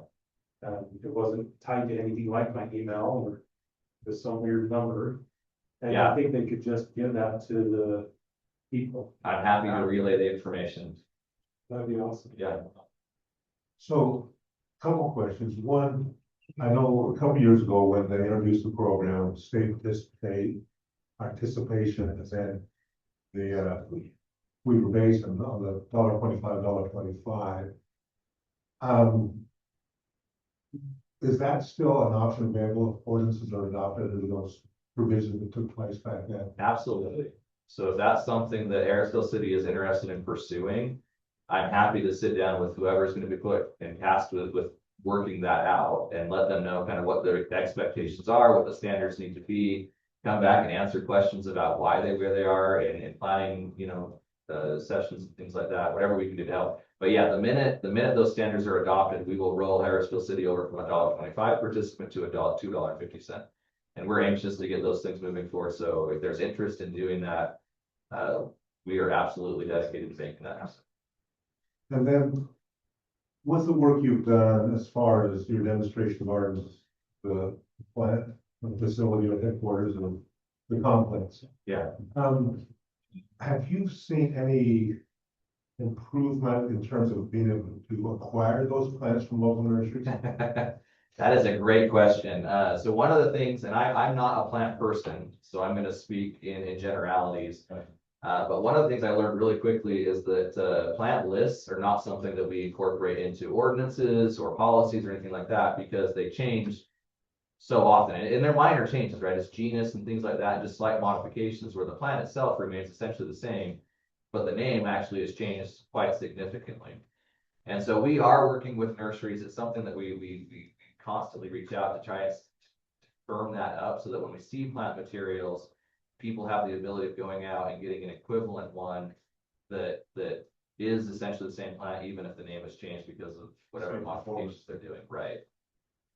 And then have you considered, or maybe your gardens are what find the way they are? I know Jordan River years ago would have a little plot, they had an outline of our house which said, then here's a plot, and this is how much this would cost you if you want to water this, Yeah. or this design would cost this much, as the actual visual.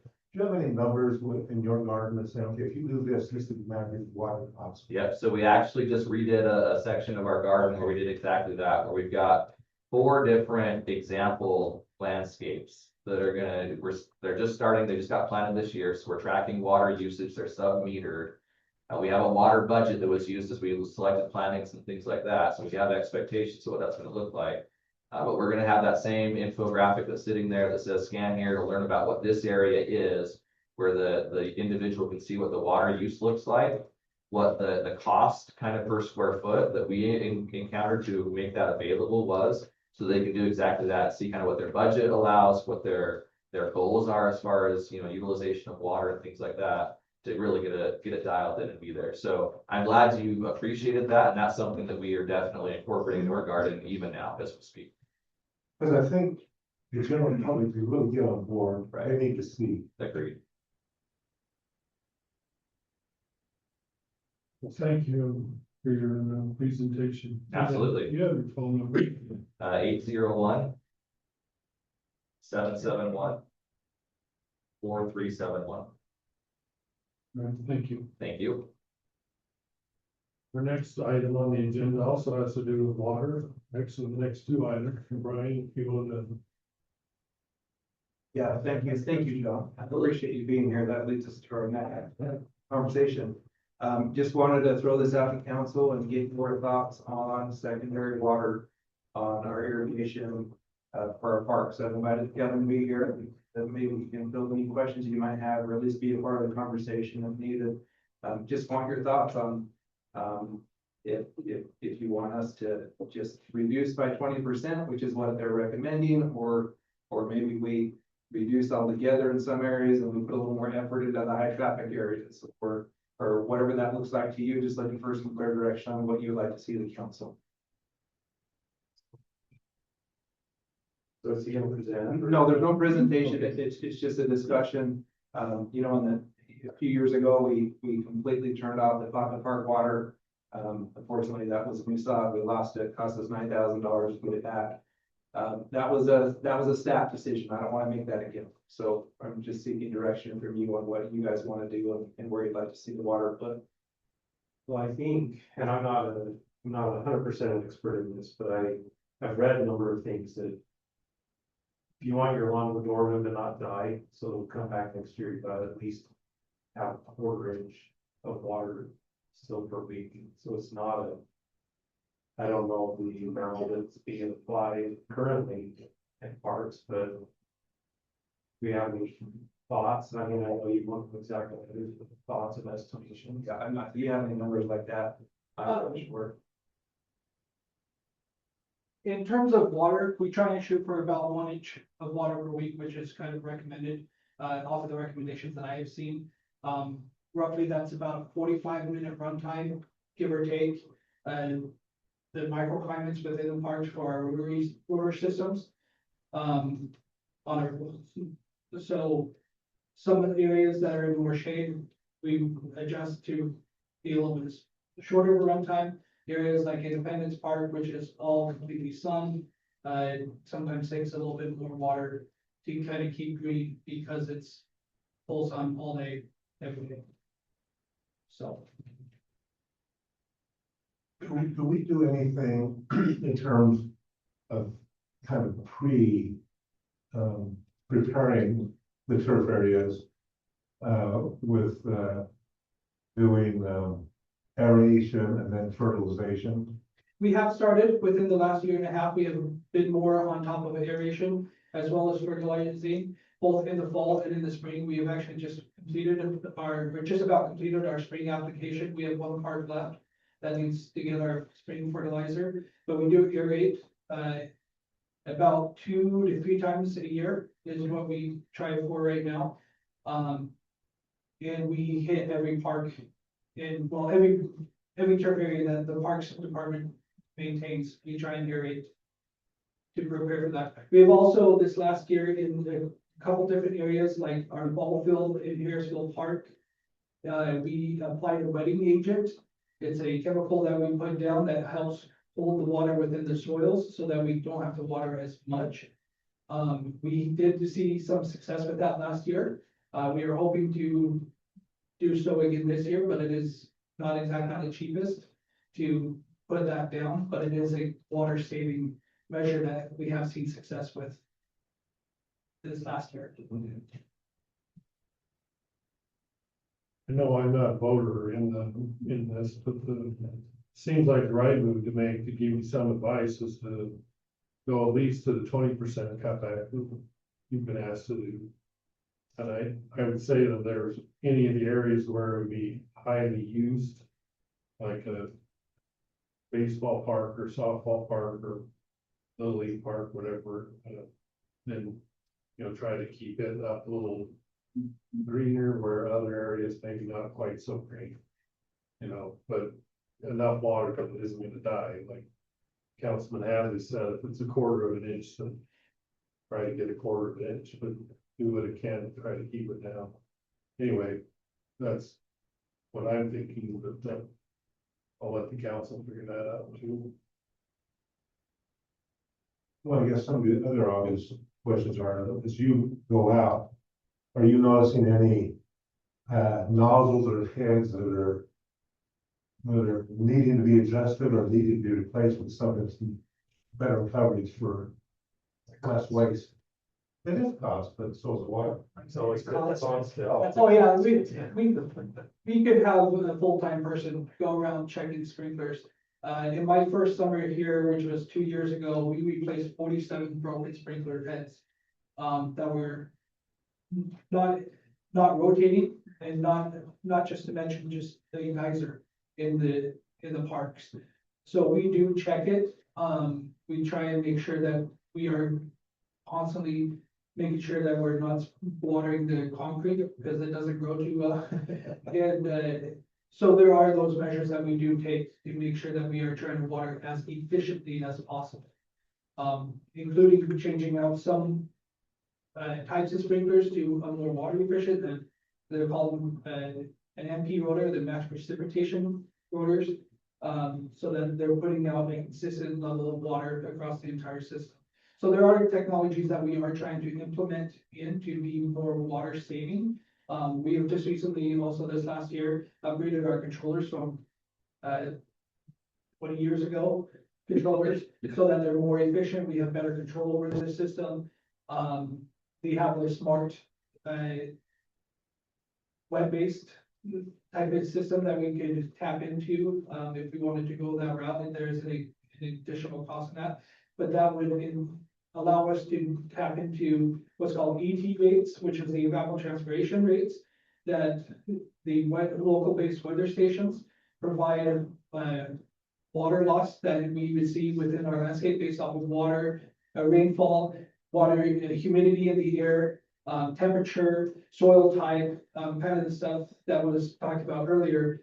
And then it would automatically adjust the sprinkler system to compensate for that water loss, so that it's only watering when the plants need it, not when we fill it to water. So we have time clocks now in the city that are capable of that. We just have, part of it is it needs an internet-based system, and our parks don't have internet. So there are other options with that through cell phone service capacities with our time clocks, but that's an additional cost. It sounds like you're making good efforts to try to address. On the edge of it, is it mainly vandalism taking place to them, or? No, not always. We do see when we are out there doing our water checks, making sure that sprinklers are working. If kids are present, we have seen kids go over and play with the water and manually rotate the heads, which grinds down the gears. So we do try and correct that as much as we can when we are present. A lot of times it's just simple maintenance. Grass grows over top of it because it's a nice ready source of water. And so the grass prevents the sprinklers from popping up. So it takes a maintenance of going out and finding those that are buried and unburying them. Sometimes it's equipment that has gone over it. Unfortunately, a sprinkler gets stuck and a lawnmower hits it, or we try to fix that immediately, but it does happen. Or just, an e-bike or a bike who runs across the top of it, or if you've ever walked along the walking trail in Harrisville Park and along Independence, we have some sprinklers that are along the fence line by the canal that are 2-3 inches sticking above the ground. So they're very exposed and prone to being hit or being messed with. So are you watering in the time range that they talked about? Yes, I try and make sure that all of our watering is done between 10 PM and 6 AM. It does take a little bit of fun scheduling because we have such large areas. And our system, we can't run multiple stations because we don't have the water pressure within our parks. But currently we are watering within the designated time. Harrisville Park becomes a little tricky to do that, to get it within those timeframes, but just so council's aware, in talking with Pineview in recent past years, they recommend large entities water during the day, so that allows the water pressure for the residents at night. So just be aware of that. We do water during the day. Sometimes we keep up on a few areas and we get calls and we field those calls and we explain to them this is what Pineview directed us to do. So, yeah, be aware of that too. A lot of our non-functioning sprinklers are still in aggregate related. It's dirty water, right? It's Pineview. So they get plugged up and just need to be gone through and replaced or rinsed out, et cetera. So a lot of times, I don't know how much experience you have with changing out sprinklers, but all the new sprinklers have filters built into them or are installed in them. Those get clogged, like Brian said, it's dirty water. You get a line break. Unfortunately, dirt gets down into the pipe. It gets flushed to the sprinkler heads. It clogs those filters. And sometimes the fix is just going and unscrewing the nozzle and flushing it out, replacing the filter, and you're back up to running. But Well, appreciate all your efforts. Since you're asking for advice, my opinion is, for just because of water you're in, probably makes sense that those parts that are not as properly used, we just do maintain on top, and then use the water in the area. Right, almost. I don't know how you measure that. Cause I know that parks get used forever, and if the park goes into disarray, people stop using that part altogether Or vandalize it. or vandalize it. So I think that's just a fighting way. Okay, well, I wonder if you just start off that approach of just 20% reduction of having water could still keep it alive. And then just kind of judge how we're doing at that point. If there's some areas that maybe you can decrease, and I guess a little further into the year. yeah, and we can we can definitely make cuts, but with that, with the understanding that, you know, grass will go dormant in this summertime, there will be a little bit of yellowing, but as long as we're aware of that, we'll keep it alive. Okay. All right, thank you. Next item is our splash pad discussion. Yes, thank you. You guys will stay up. Again, just wanted to introduce, discussion about the splash pad. We, in the last drought, we significantly reduced our hours, the days that we ran it. I've done a little bit of research with surrounding cities. Unfortunately, many of them did not get back to me or had not made the decision yet, but just to give you an idea, Plain City will not be opening their splash pad. Kaysville was going to close theirs, from what I understand, they got a lot of backlash, and so they've cut back 1 day per week. They're not gonna open up 1 day per week where they normally would have, and for every other day it's open, they've cut it back 2 hours. Roy City is to be determined, their city council meeting is next week. Southbound and Riverdale never got back to me, but, just again, want your, opinion and directive on what you like to do, with our splash pad. It is a recirculative, system, 1,800 gallons. So it recirculates, we use the same water, it's treated. However, if there's wind, you know, obviously you lose some to the various issues of evaporation exactly. So, anyways, just want your idea what you want to do with that. If you want to open it, reduce hours, whatever you want to do. How heavily is it utilized? So this last year, under direction from Brian, we actually kept count each time. For the health department, we have to do a minimum of 2 water checks every day the splash pad is open. And so when we go up and do our splash pad checks, make sure that the water chemicals are balanced. We were starting to get a count of how many people were there during our inspections.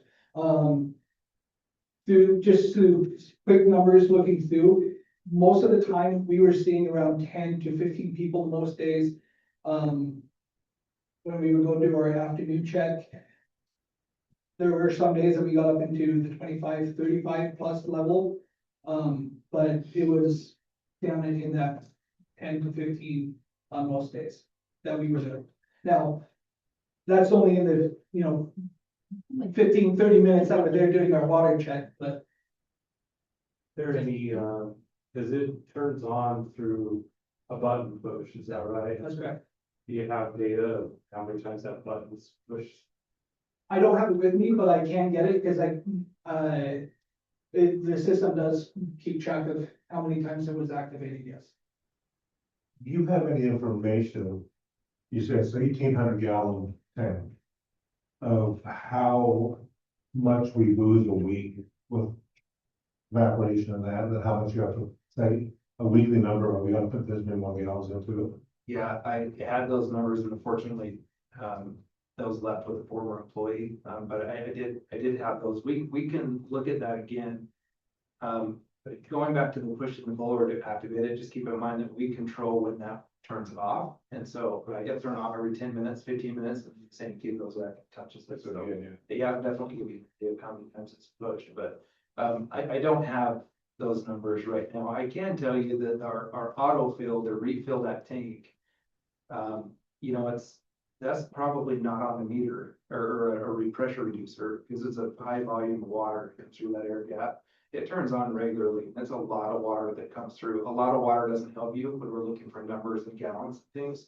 But it's a significant amount of water, but.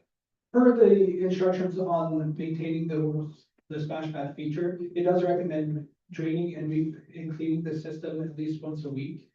So we could be going through at least 1,800 gallons a week as we maintain the system. Not just through water loss, but just through draining out, making sure that it's running properly, the chemicals. If a chemical is off, we were closed down a couple times last year by the health department because our chlorine was too high, and the solution was to drain it and add fresh water. And so I did just a simple calculation. If we went through about 2,000 gallons a week, we're open for 14 weeks, we're going through 28,000 gallons a summer through that splash pad. So based on that information, because I was just thinking that if we say, okay, let's reduce operation for maybe 3 days instead of the time frame it runs down, if you say we have to empty the tank every week, no matter how often we operate it, what do we save at that point? Well, I think with the lower amount of run, because we want to have as many people as potential contaminants getting into that system, we could potentially push that out. So we wouldn't have to replace the water as frequently. I think we would still be safe to be able to do that. Would it be reasonable to try and give a similar restriction of 40% reduction of use of water on the splash pad and let you guys calculate what that'd be, whether that's less days, weeks, whatever that might be? I think you restricted the hours last year, didn't you? As well as days that we. Yeah, we've done them both, hours and days. We've adjusted over the years. And right now, we're currently open 7 days a week, 8 AM, 10 AM? 10 AM to 8 PM. Yeah, So I think if you could calculate a 20% reduction, that would make sense, because that's what we're being asked to reduce. You know, if it's operated Thursday, Friday, Saturday.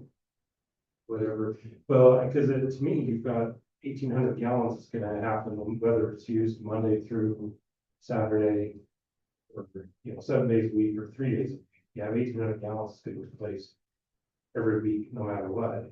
I would think it would be a consolidation of 20%. Well, but the more you run it, the more evaporation and runoff and all that water loss and then the swimming suit and kids splashing. I mean, so you are losing more water than if you. it is definitely more water than just, drained in the refill the So- tank. Well, I know, I'm just. If we get a Yeah, light, but- yeah, if we get a 50%. light and Yeah. it blows the water out the splash pad, the autofill will time out and then it just won't refill. And we get called when we shut it down and address it. I know I just searched online about how much it goes through on a splash pad and a closed system. 400 to 700 gallons per day. In a western area. So that's what came up. No, that's not the official scientific method of measuring it out here, but I suspect that that's what it is. How much did we budget to run the splash pad? 7,000 annually. So you shut it down and save $7,000.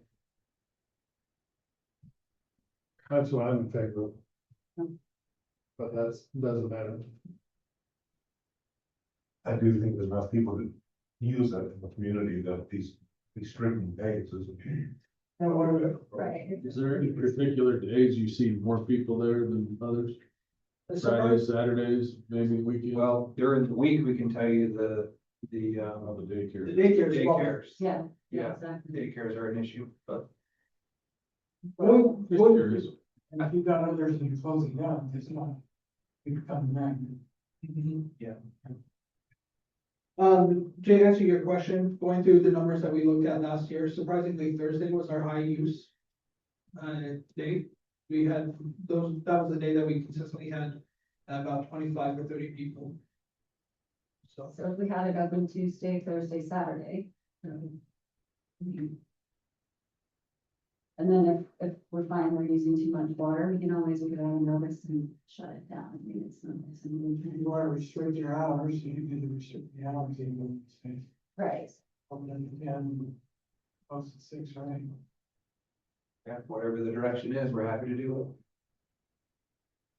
I'd make the suggestion that you look at both the hours and the number of days. I like the 20%, but at the same time, I think cost effectiveness tells us that we need to come back on it. If we aren't coming back enough, then we'll go with other suggestions, and it's gonna cost us too much, we shouldn't have. I know it's something during the summer, it's a popular item, even if it's only so many days a week, we're coming back to same water. Well, I think that's the main issue here today is the water. And, but I do think a lot of people, use it in daycares, I know, but, little kids get older. And if they're not using it in the splash pad, they're gonna be using it under the trampoline in their house. So, there's a trade-off with the water conservation there. I like Karen's suggestion. But that kind of Just every use other it day separately. with the evaluation of if we're. If we still need to make further restrictions later on because of. Their costs. Fine. Yeah, I just want a clarification, you said if we're using less, we can take that 18, you know, that 18 balance and No. stretch it. No, Oh, I can't. they'll follow the health guidelines. I was trying to be polite. Yeah. They're gonna dump it and clean it if that's what the regulations say. So the water that we'll be saving is what we have to replace in the tank. With the Not the evaporation use. of it. Yes, on the use. So it's still a significant amount of water. Let's see. About 2,100 gallons, it sounds like it's 3 days and 700 gallons, so. Okay, so we got some guidance. Is that Guidance motion? Is the directive to have it run Tuesday, Thursday, Saturday? And reduce the hours a little bit or keep them, That's my current suggestion. I don't see you reduce the hours. That's thinking. reduce the I hours? want to make that. I don't think we have to make a motion. We just have to, all three of us agree. Okay. Three of them give us some direction. So far, we've got two and one. I think I'm with agreement on that. I would agree with the Tuesday, Thursday, Saturday. Well, there's where it needs to go. Let's do Okay, thank you, thanks. Okay. We're on item D, the budget officer, stating tentative budget of both proposed property tax increase. Jill, you're up. Mayor, if I may, I just want to address the council briefly. There's a slew of agenda items here. And I just kind of wanted to give some context. The state changed the truth and taxation process. They added significant more requirements that cities, well, really everyone underneath the state, cities, counties, school districts, special service districts have to comply. So in past, we would have the budget discussion that we had, and if anyone cares, I do appreciate your comments. I thought it was a very intelligent budget work session that we had. We would come as staff and say, okay, here's our tentative budget. This is what we're proposing. Here it is. Let's keep working on it. The state essentially said, you can't do that. It's not whatever they found wrong with it. So now there's all these requirements to adopt and notify of this tentative budget. So I know there's a lot of things on here, but really we're just complying with the checklist that the state has mandated. We're still in the same process that we've historically been. We just have to do different resolutions and have notifications and send things out on the website to comply with the new state law. So I just kind of wanted to give that context. Staff, you know, Jenny and Jill and all the department heads, they haven't done anything different other than listen to me and waste all this paper to comply with the law change that was pushed through by a group of state legislators who got together. So if anyone would like more context on that, I'm happy to talk to you individually about that. But please forgive Jill and Jenny. This is not their fault. This is my fault because I'm trying to comply with the new state law. So do we have to like take action on every single item? Not every single item. It just has to be in the record that we're making statements. The council has to make action on the resolutions. And the resolutions are basically like, here's your budget. Yeah, we accept this tentative budget. You gave it to us. They're really, there are required, but it doesn't change the budgetary process. We're essentially acknowledging that the tentative budget has been proposed and given, and then we're notifying the public about potential rate changes. And then with the directions and some of the things that went on in the work session, as I'm understanding it, be able to talk about that in the future, so we make a decision on the final budget. And that's and I'll just be honest, that's what's really frustrating as staff and some of my colleagues when we discuss this with our esteemed legislators.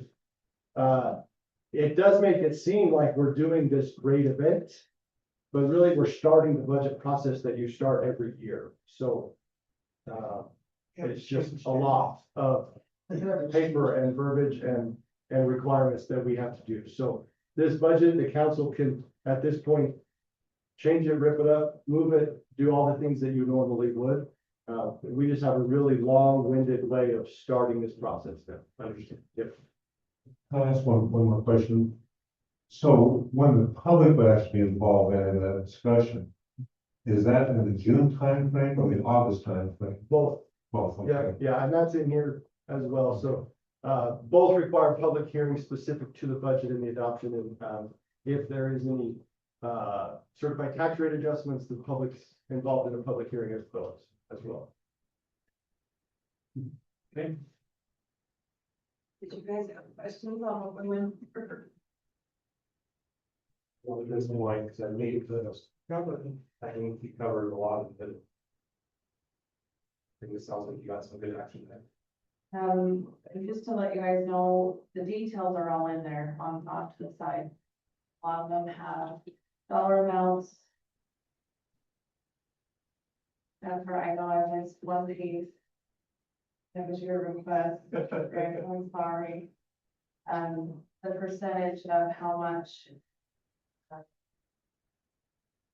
the public works director, the assistant public works director comes out of our stormwater, our sewer, and our roads. So it's a percentage each one. I forgot to put how much the percentage in the notes, but he is named in there. So our storm sewer and our sewer, at 33% of his salary comes out of that. And 34% comes out of the roads. Yep. You need to stick right here with this. You know, just stick on.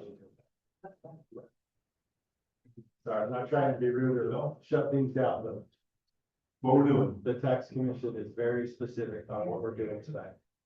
Okay, so the proposed tax rate increase. We have. It's slated for our sidewalks, which is $35,000, which is found in the 1063. Federal fund account, which is our roads. It is slated for our sidewalk repairs, which we discussed.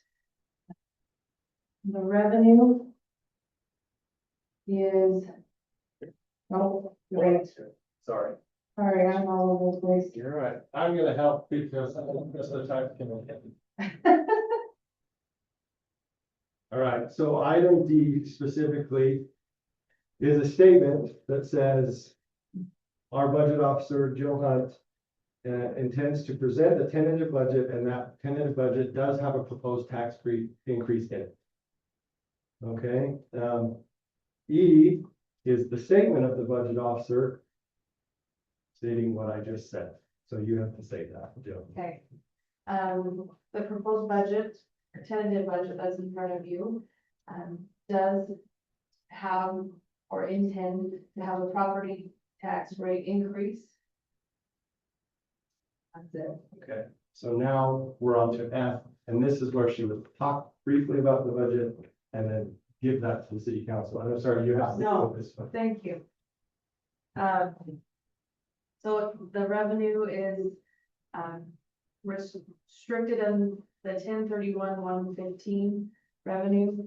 So that way, see exactly how much property tax increase, not what we normally get from this last amount, but the proposed increase from this truth and taxation. That's where that's slated. And then if you look at the 1063 435, you see that there's the 35,000 and it is called out in the notes specifically for the allocation of that through the taxation. What I missed? I just want to clarify for the record that the tentative budget is obviously made available to the council, but it is on our website as well. Okay. I'm gonna stand by it. So I will finish. Okay, so item G is that we, Jill and staff is gonna present the property tax proposed property tax impact schedule. This is a separate document from the tentative budget. It is made available to the public here in the meeting. It is also made available on our website.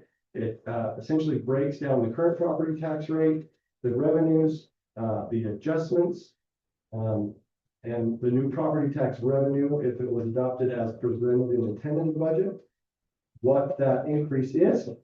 And there's also an example of what it does to a residence, an average residence here in Harrisville, and then as well as a business. It talks specifically where the budget is going. We've talked about that a lot today, but the $35,000 would come from the 3.32%. Goes to the Public Works Department for the roads department. So this is a separate document. It is available to the public here in the meeting, and it will also be available online if it's not ready. And it's already on. All right. Mayor, now we're to some action on that H. Okay. Do we have a presentation on before they do a discussion and resolution? No, this is the presentation for H, is that we have this property impact schedule as well as the tentative budget that we. So, discussion or possible action on here on each? Well, as I understand it, we have to, and this is just a part of the process, so they have to do. We have to adopt. And that's what 26.9. Yeah, so 26.9 is essentially saying that we've created this tentative budget and we've given you the tentative budget to work. As well as the property impact, yeah. One question, and maybe this is further down the process. Wasn't one of the things saying there's actually like two different budgets you adopt at some point? One is tentative, if that happens, and tentative, if it does not happen. Yep. And that's something that's gonna happen later. That's gonna happen later on, so they have to do an interim budget. Essentially, if a tax increase or rate adjustment is proposed and moves forward, the city will operate on a interim budget from July 1 until August, and essentially until the tax commission certifies the new rate. And that's where that, okay, yep, good question. And then the second question, it just dawned on me. So when we look at our property tax, again, this is that whole mess, and we don't know what that's gonna be, does this account for, I guess we don't know, new construction is taxed this year, wasn't taxed last year? When do we understand that? Is that August again? Should be at the end of June. And Hopefully we have that before the yeah, interim budget is adopted, because they're required, the county's required to provide those numbers to the state tax commission, I believe, by June 8th. They have until June 13th to turn those numbers back over to the cities, but our meeting is on June 9th. So we don't know if we're gonna have that information by the time we adopt the interim budget, but we're doing our best to provide the council and the public with the information that we have today. And then the second question is, knowing we've got this fluctuation going on, does that certified tax rate vary? Because if we receive more tax from property tax than we anticipated, does the certified tax rate then have to be reduced to keep the numbers the same as last year? so that will happen if, no matter what, that will happen if we don't do anything. But again, that comes out in June. So your questions are very astute, It's just we don't know. but Okay. the state says we have to follow this process anyway, even though we can't answer those questions. So Okay. and yeah, we can dive into that one a little later too, okay, what wants. I just also like to make sure that we point out that the public hearing will be held on June 9th, so, as part of this resolution, so the public is aware. For possible action, please. Make a motion. Did I hear someone? Oh, I'll make the motion to adopt resolution 26.9, a resolution of Harrisville adopting the tentative budget and property tax impact table for Harrisville City. The fiscal year beginning July 1st, 2026, and ending June 2027, and scheduling public hearings to receive public comment for the interim budget and final budget is adopted. We have a second. Some Fawcett. Roll call. Councilman Christensen, Yes. Councilman Montgomery. Yes. Councilman Fawcett, Yes. Councilman Wilhelmsen. Yep. Councilman Hadley. Yes. Item I, discussion possible action to adopt resolution 2610. A resolution of Harrisville City declaring the intent of the city council to adopt property tax rate that exceeds the certified tax rate and provides notice to the public. So just briefly, this again is similar to what we talked about and goes to your question. To have any discussion about a proposed increase or a rate adjustment, you have to set this now, even though we don't have all those numbers. But this resolution indicates that we are willing to have that discussion and that when we do that, we will have a public hearing, and that is on the June 9th. Yep. At 7 So there will be a specific public hearing to address that in the future. One other question. Now, when does the law require that that is the only item on the agenda? August. That's August. August, the public hearing for the truth and taxation. That'll be August 4th. And that is again, assuming in June, moving forward that way. But we still have to. Yes, okay. Okay, I'll make the proposal.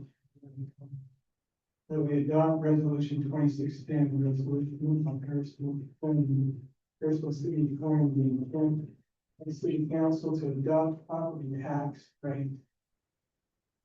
That exceeds the certified tax rate, providing notice of a public hearing. I'll second. we got a motion and a second. On the roll call. Councilman Montgomery. Yes. Councilman Hadley. Councilman Christensen. Yes. Councilman Fawcett. Councilman Wilhelmsen. Yes.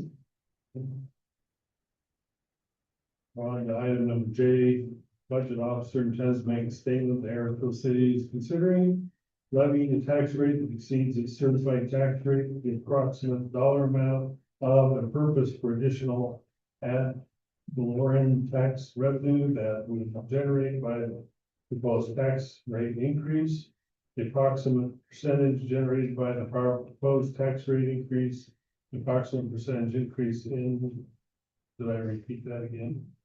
Anyway, I'm not gonna read the whole thing. That's I'm okay. not gonna go right in. area. I've asked Jill, our budget officer, sort of sit down. I don't think she's feeling perfect this morning, but item J is an item where we, as staff and the budget officer intends to make a statement, essentially what the mayor just read, but that we're considering levying a tax rate that exceeds its certified tax rate, the approximate dollar amount of the and purpose of the ad valorem tax revenue that will be generated by the proposed tax rate increase, the approximate percentage increase ad valorem tax revenue for Harrisville City based on the proposed tax increase, and that if Harrisville City proceeds with the proposed tax rate increase, Harrisville City will provide notice of and conduct a public hearing at which members of the public will have an opportunity to provide comments on the proposed tax rate increase. I'll move on to K, which is the statement of the budget officer. This is pursuant to Utah Code section 59291994B. And the statement is as follows, that Harrisville is considering a tax rate that exceeds the certified tax rate. Harrisville City is considering increasing the certified tax rate to generate an additional $35,000 of ad valorem tax revenue. The purpose of the increase is for the roads department. That proposed tax rate increase is approximately 2.15%. I think the calculation is also, I think it's 3.32%. So that is the proposed tax rate increase. If the city proceeds with the proposed tax increase, the city shall provide notice of and conduct a public hearing as required where members of the public have an opportunity to comment on the proposed increase. And that again will be done that first meeting in June. So I just wanted to point out the difference between those percentages. One percentage is related to the property tax revenue change. The other is actually related to the rate change, correct? Correct. And Just wanted you to see why there's two different percentages. Okay. all right, so that is the statement, Mayor and Council, I believe it's now, item 9. Okay, so that's a discussion on possible action to adopt resolution 2611. Can I ask a clarifying question? Absolutely. Before we make the motion, you need to read all of that, including item and I. Yes, that makes sense. Please read it all, but again, You want me to read it? I think whoever's making the motion needs to read it. Then I'll make the motion. Discussion possible, discussion. So I propose that we adopt resolution 2611. Resolution of Harrisville City stating the city council is considering the levy a tax rate above the certified tax rate and providing the approximate dollar amount and purpose of the ad valorem tax. The approximate percentage increase proposed ad valorem tax, and that the city council provide notice of public hearing on the proposed tax rate increase. Numeral 1, acknowledging that a separate item is included on the agenda for the public meeting on May 12th, 2026, notifying the public that the budget officer intends to make a statement as required by section 59-2-914 or B of the Utah Code. Numeral 2, acknowledging that the budget officer made the statement as required by section 59-2-9194B of Utah Code. Numeral 3, setting the date, time, and place of the public hearing on the proposed tax increase as required by section 59-2-919. So one just amendment, I believe, number 1, you said 914. Just want to make sure that that's. I think we have a motion, we have a second. Roll call. Councilman Wilhelmsen. Yes. Councilman Montgomery. Yes. Councilman Christensen. Yes. Councilman Fawcett. Yes. And Councilman Hadley. Yes. And the next item is a discussion possible action to adopt resolution 2613. Resolution creating a community event committee. As councilman member Hadley on there, I have a question regarding that. I know Jacob said that one of the reasons why we need to have this resolution is because of the Public Meetings Act. And so I was looking at Public Meetings Act in general. Really, if you have a committee without 3 members of the council, where's the gray line that it takes where you don't necessarily need to have that? Because one of the concerns that I had was if you have to go to the Public Meetings Act, then we gotta have an employee come and do like the minutes and keep track of all of it and all that stuff. And is there a method to go about not having this particular resolution or having to do this to go away from the Public Meetings Act? Or, I mean, I don't think the intent that I had, and it wasn't necessarily to have, 3 of the city councilmen at any one particular meeting, and then to have to go through the Public Meetings Act because we decided we're going to have a celebration in the park, right? I mean, and so I don't know, it seems like as we just went through, our government seems to be pushing us so heavily to make things convoluted and messed up that now we're making it even more complicated, which costs even more money. So anyway, that was my comment. So the resolution is needed to create a formal committee. The Public Meeting Act would start and be required if 3 council members were on the committee. If we're only going to assign 1 or 2 and then have staff or citizen involvement, I think that depends on the structure of the committee that you guys want to do.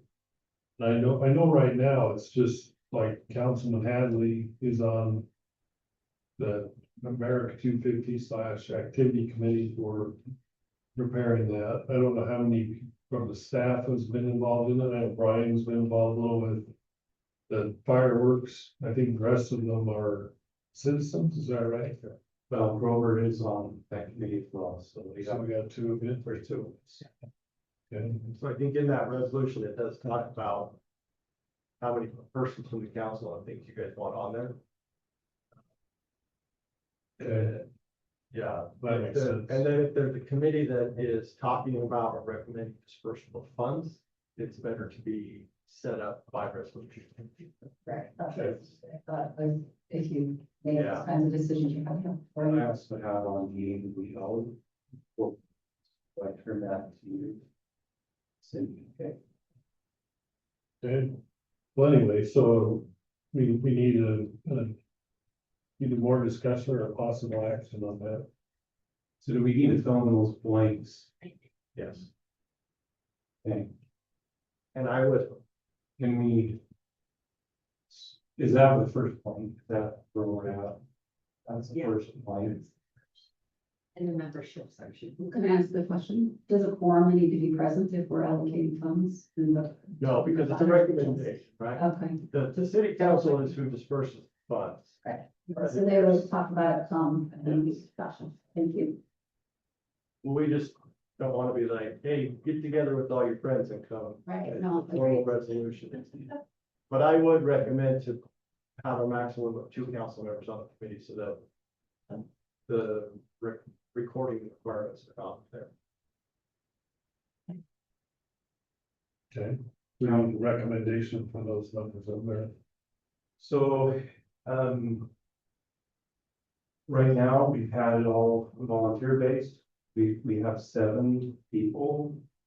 Let's see if I included myself. We have Rawls. There's Chad.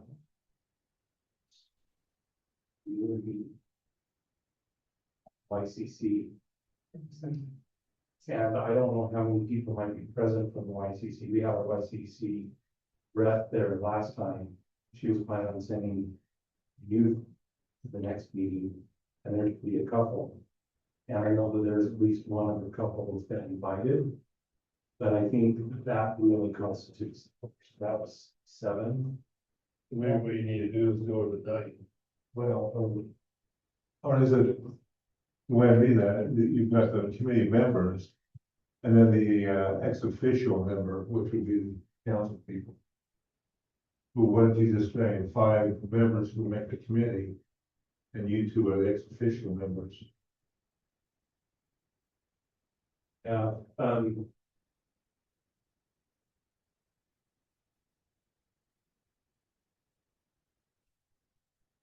so I guess that would be a total 7. of 7 still. So I think that that would be what it would be filling in at. I mean, there still is the possibility that there might be another couple that volunteers, but we really have planning covered in the. So, Well, can we say it would consist of up to, or does it have to be a hard number? Or minimum of. Yeah, that's what I would say. Well, I just don't know. I just think it consists The of boss. 5 to 15 members. can it have a range like that? Sure. Okay, There you go. then let's say 7 to 10. That's what concern that they see. How do you know when you've got a quorum to make a recommendation? If it's, Does the quorum only Quorum consist of is you? They need from speakers. They Oh, need a quorum in those I'll make meetings. a recommendation to us. Yes, Oh, okay. or the core. It's an advisory board, but it's not a. It's just, okay. I just, I would put it in on the vote, but We can put that in the system. Okay. Then the next See it for one, the record. I know that's it. so a committee member shall serve a term of how many years? I hesitate to make it serve more than a year. Okay. Okay, so is everybody okay with a year? Yeah. Yeah, that 1 year. So you don't even have to put the S on the end. Sure. You can put it in the policy. Or in practice. Okay, is there any other blanks on that we need to fill? what about number 5? The committee may elect the chair, should they Well, elect the chair? but we have council members on, so they. But they're ex officials, so they're not both the commission or committee. Technically this year, that's kind of how it's operating. All right. But in future years, it could be that there's a chair that's elected, so I think that language There's a loop on the The only reason we did this is because they have the 250, are we gonna continue this? I also, remember the community council for these, I think you need to have them for other activities. so then we can say a year, and then I will still be the member of the city council should be the chair.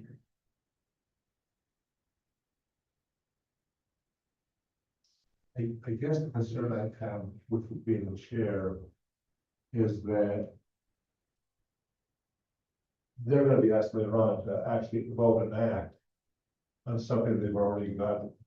Yes, but then that puts the council member who's leading it in an advisory position rather than an leadership position, which is what we're doing, set up. So I think they'll vote if they're participating, they're gonna vote anyways. And then it's simply a process. So, Yeah. I also think that it'd be okay for a citizen to be a chair or a vice chair. And sorry, maybe I can jump in there. I think we're reading maybe a little too much. Like, the committee shall consist of 7 members, right?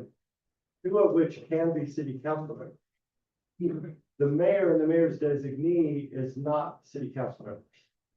The mayor wants to go to the meeting, he can. Or if the mayor wants to task Brian to go, Brian can go in that exhibition. Right. And then all that says is if we want to, we can vote on the committee. We don't have to appoint anybody now. It does say may, will, chair, not shall. Yes. I You mean, can he see- is you a can do it if you want. man. So we don't even have to address that. I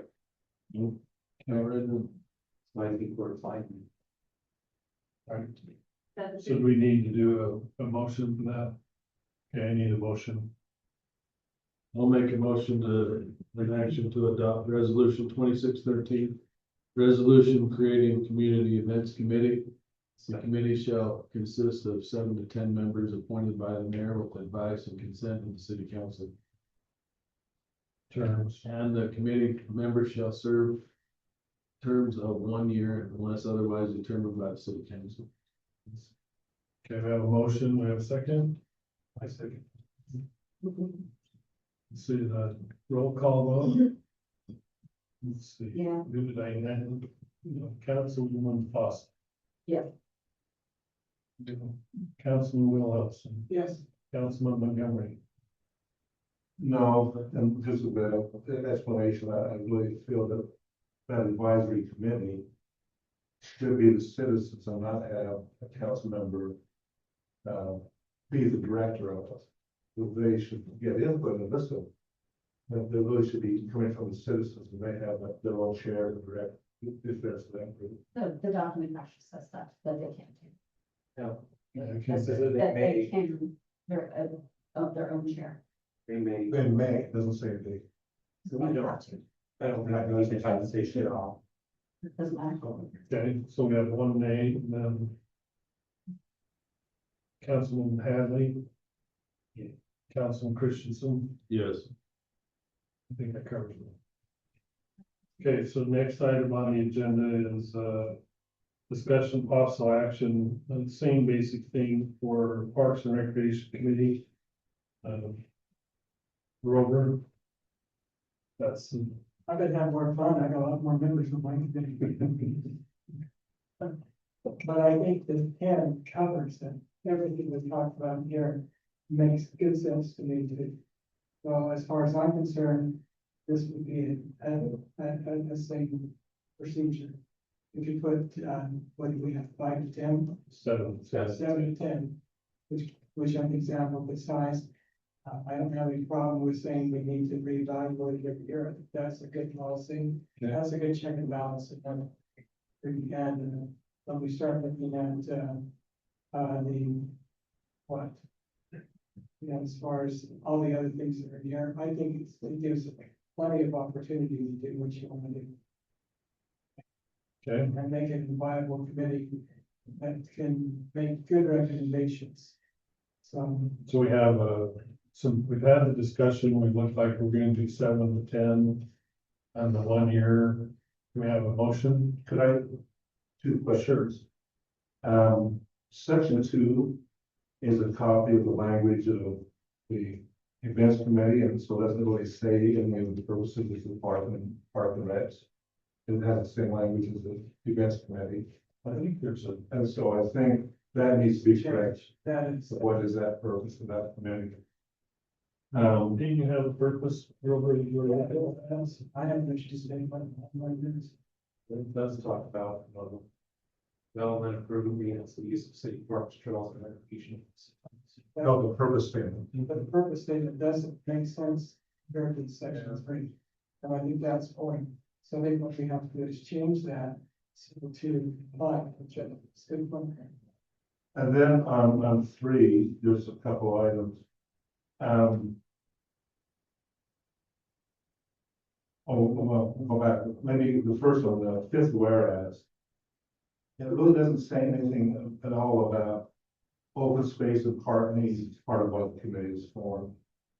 It gets to some other things, but I think one of the things the committee should be looking at is what open space do we need and what is our park need, one of the whereas, rather than just, again, just recreation.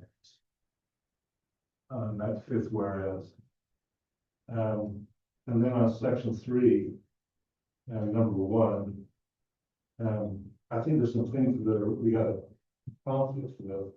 By definition, any of the detention ponds are not parks, but yet they're still valuable as open spaces. And I think that should be something that the committee is also looking at.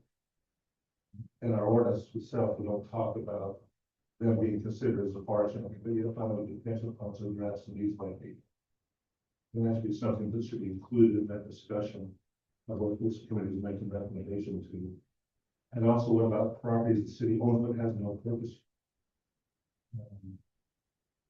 Would this group be able to look and make analysis and recommendations on those pieces of property? For example, right when we turn in off of Highway 9 and turn east of Heaven, the road is. So the city owns a real piece of property in front of the home and all the way over. But it's just weeds. But they can't be used for anything, so are those type of properties? You talking about retention pond? No, it's not even a retention pond, it's just a field, it's property. Okay, so how would you word it to include it? Well, I'm just saying, here's some concerns, I don't know how to word it yet, I just want to bring those up. And then the other concerns I had, just as far as the chair, that being elected by. We could solve it by putting Mr. Montgomery on. No, I can't, because I have two committee members, myself and one. But you could be adjunct.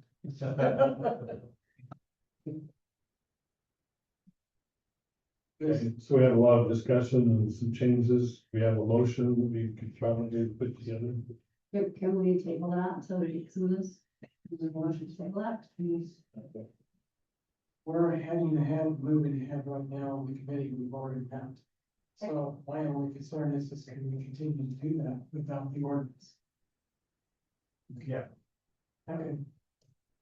Like I said, it's much, you can continue to meet based on the discussion to do it. This does provide some formalization of the process. It protects us a little bit about potential claims of being an employee. And then also to the recommendations on how to spend money need to come formalize them. Can you table it and continue to work on it? It doesn't hinder you in what you're doing. Because I think your idea is very valid and it just needs discussion. Maybe, slide this out, then bring it back here where it could be a resolution. They can't hear you. I'm sorry. I'm microphone. My suggestion is, very honest, get together with suggestions that you both said, then bring stuff back next month. Where then this, if we table it right now, then Yeah. How about we do a motion to table it with those kind of directions? And what's the I'll make the motion that we table resolution 2614, which we're on clarification. Second. See, who did I start with the last one? So does that need to be? No, this was all that. Because that was, it's not a roll call vote, so not. Just the table is, yay or nay? All in favor? Yes. Any opposed? Okay. Let's go to number O, discussion with possible action to adopt ordinance 570 stormwater updates. You're up. Thank you. Thank you, Mayor. Good evening, council. I'll be as timely as possible as we meet for a few more items. This stormwater ordinance update is based on new updates to the state law. So to make sure that our ordinance is in compliance with that. So we worked with Jones and Associates that helps us a lot with our ordinance updates for our stormwater and sewer issues. And Matt Robertson has a memo. I'd just like to go over the 4 key components that were revised with this. There were updated definitions to match the stormwater management plan and program with specific attention to the municipal separate storm sewer system. We shorten that to MS4. That's what MS4 stands for. And the permit and the public works standards. There was updates to the violations and enforcement process to align with state code. Basically, this requires any type of fine that the city were to impose would go back into an administrative, or excuse me, it would be in an administrative fine that goes into a stormwater education fund. That's the only way that we can hold those funds.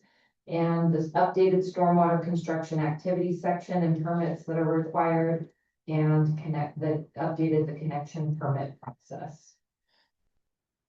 You can see all the red lines from the code that is changing in the proposed ordinance to update the language. And any underlined items are additions.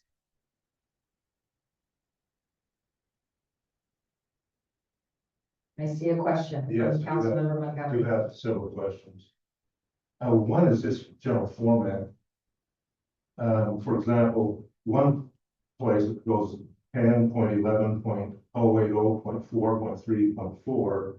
Another section goes 10.11.150 to a Roman 4. The formatting of every part is inconsistent for this whole document. So I know generally it seems like formatting is, you got the number, you go 10.11.081, and then you go 1, but then you go A, B, Roman numeral 1, as you keep all the subsections. So all throughout this document, they're all done differently. There's not any consistency in one of those. Here would be an example of what you're referencing. Yeah. So staff can take care of that. Yeah, so that's just one correction that I see that needs to be made. Do you know why on 10.11.050.2 they eliminate fountains or ponds from draining into the system, but still allow pools to be drained into the system? Why they allow ponds? When we move, that you can't drain a pond or fountain into the storm system, but you can drain a swing. So I've taken out the fountain of that from the existing language. It seems like, So I'd have to check, I think it's a definition issue that came from the updates. I'd have to verify that. that just seems strange that you can do the small, you can do a swimming pool, but you can't do a whole fountain. Then the other question, that's 10.11.140.333.3.3.3. If does the state say, okay, you go ahead and take your escrow money out if they've done a fine. So if we have an escrow for a project, they violated it, they haven't paid, we take out the escrow. But then what happens to the escrow for the project that was supposed to be at the other improvements? If we Can you follow. reference that again so we Okay, can follow along? 10.11.140.3.3.3. 140, way down. Sorry, thank you. 140. 3.3. And then the bottom. And then the next. And then 3.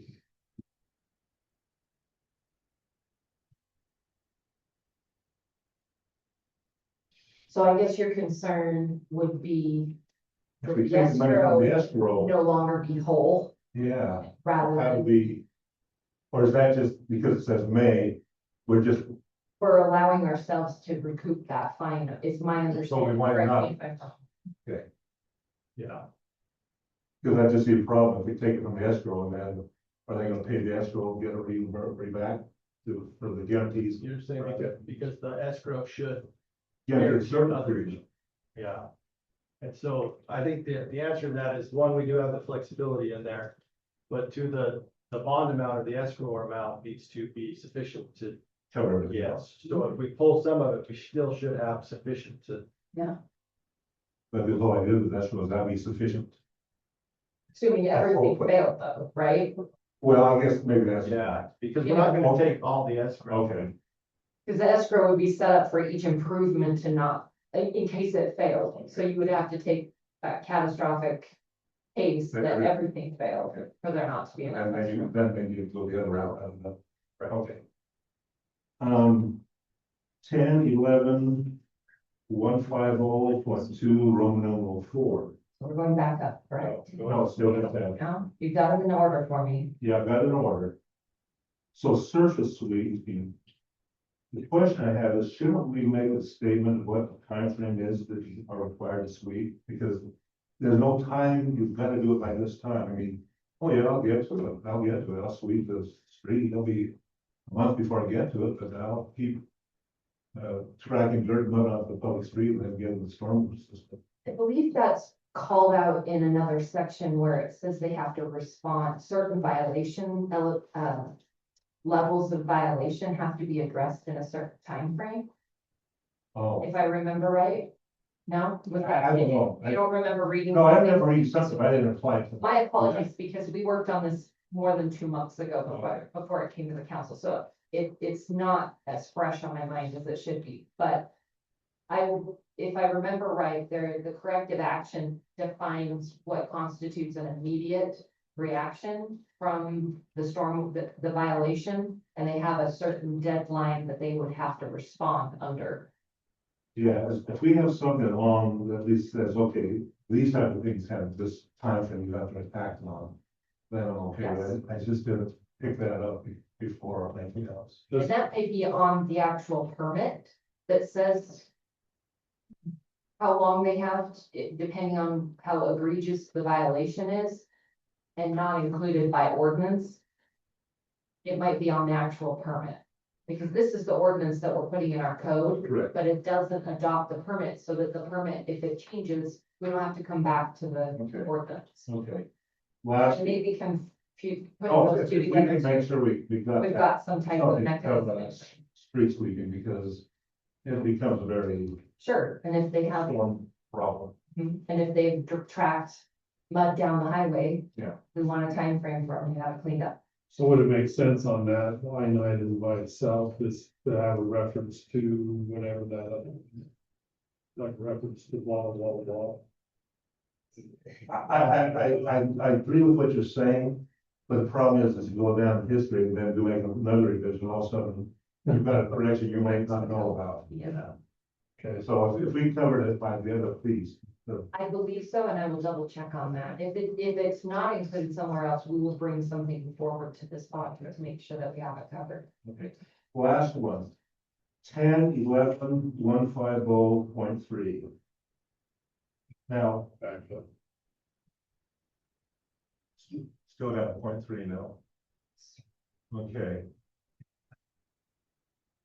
It talks about, the 1 acre, and I understand that, I appreciate that. It would have been helpful a long time ago, to save some money on things, but, it says that, 1 acre more, you need to do the SWIP permit in that. Mhm. And then it has language about the common development plan. Now, if you read the rest of that paragraph and talking about what its intent is, our present definition, so this wouldn't be something we have revised, but our present definition of a common development plan almost says that regardless of this 1 acre minimum, you're still gonna have to do a plan. Whereas I think if we're trying to take new state language with what we have presently in the common development plan, we ought to add the language that if one or more acres is parceled off and then done into a common development plan, and then done into parcel properties, you still have to do that. But what if you have a property that's less than 1 acre and parceling? Some of the language conflict says, okay, but even if you're less than 1 acre and you're now parceling it, you're not gonna have to do a SWIP. Where what the new language is saying is, it's 1 acre or more, no matter how you're doing it, whether it's a subdivision or parcel. So I just see that we've got some language there that says, if I'm gonna do a parcel subdivision, and all I've got is I'm making 2 10,000 square foot lots. I'm not doing an acre. By the present language of our common development plan, that's saying, no, you're still have to do a SWIP now. So that would be an update to the common development plan definition, Yeah. rather than this, because this is mapped after the state code, which is saying 1 acre Right, and that's why I'm saying this language now makes us change that with the definition. definition. At least that's how I'm seeing So it. you're, so, and sorry, this is highly technical, but you're saying our current definition Yeah, requires more than an acre for a common development plan? no, it doesn't. It says, if you're just doing parcel property, Yeah, you're a common development and plan, you gotta do it. no matter what size you are. I think this language, I don't think it conflicts with that.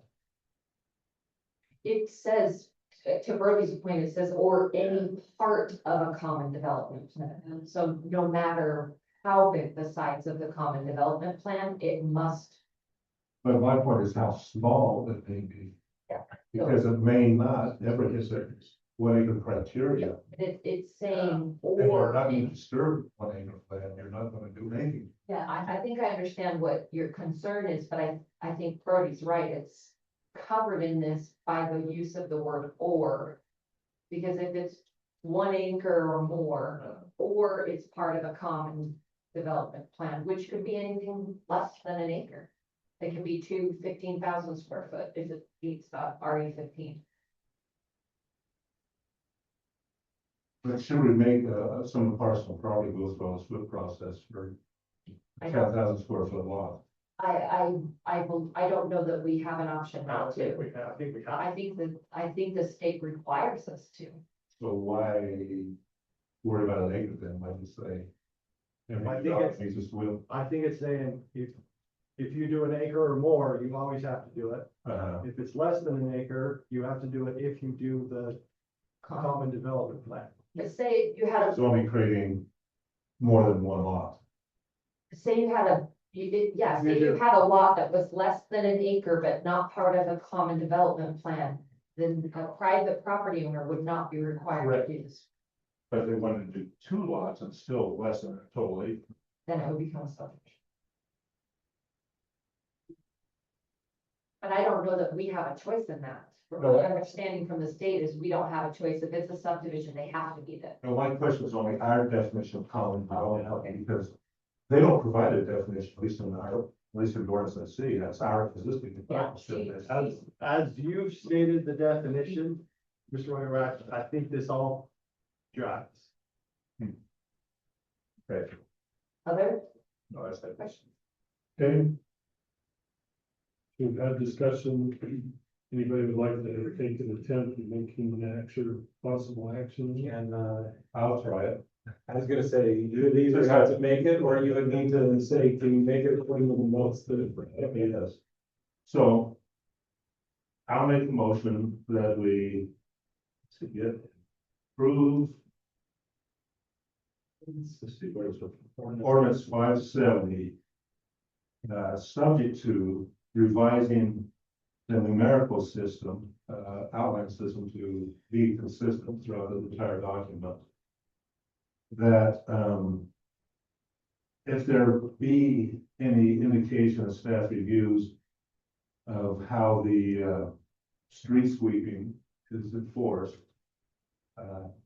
if it finds that we do not adequately address it, that we come back with a revision to adequately address that.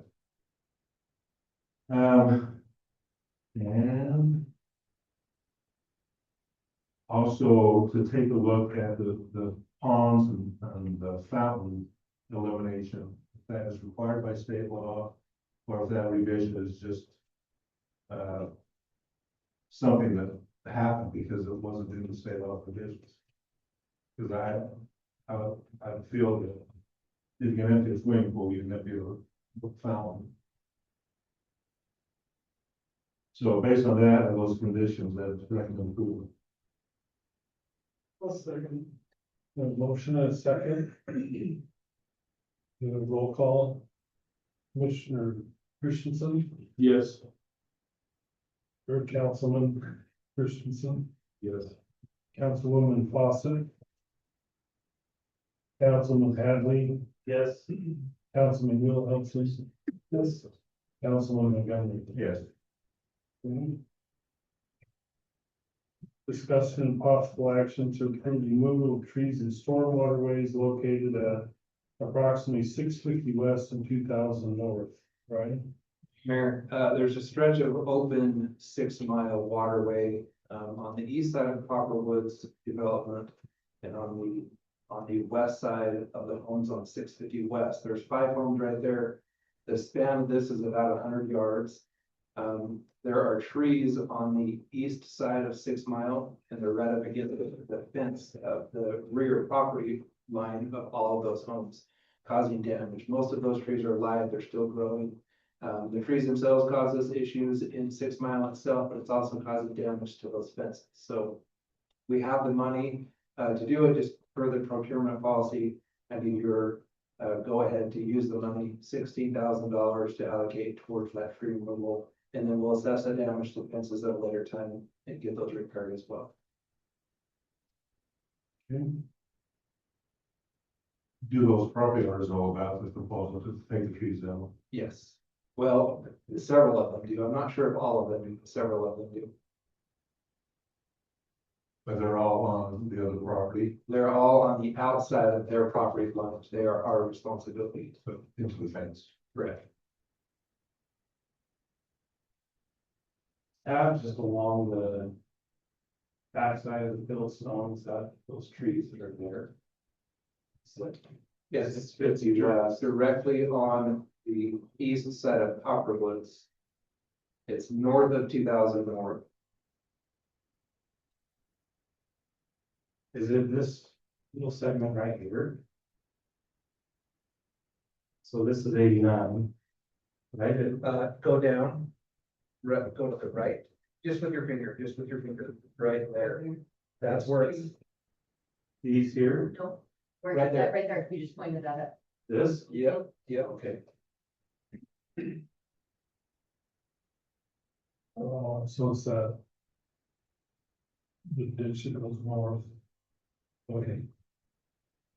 I was trying to picture that in my head. Yeah. I don't remember that at all. You can.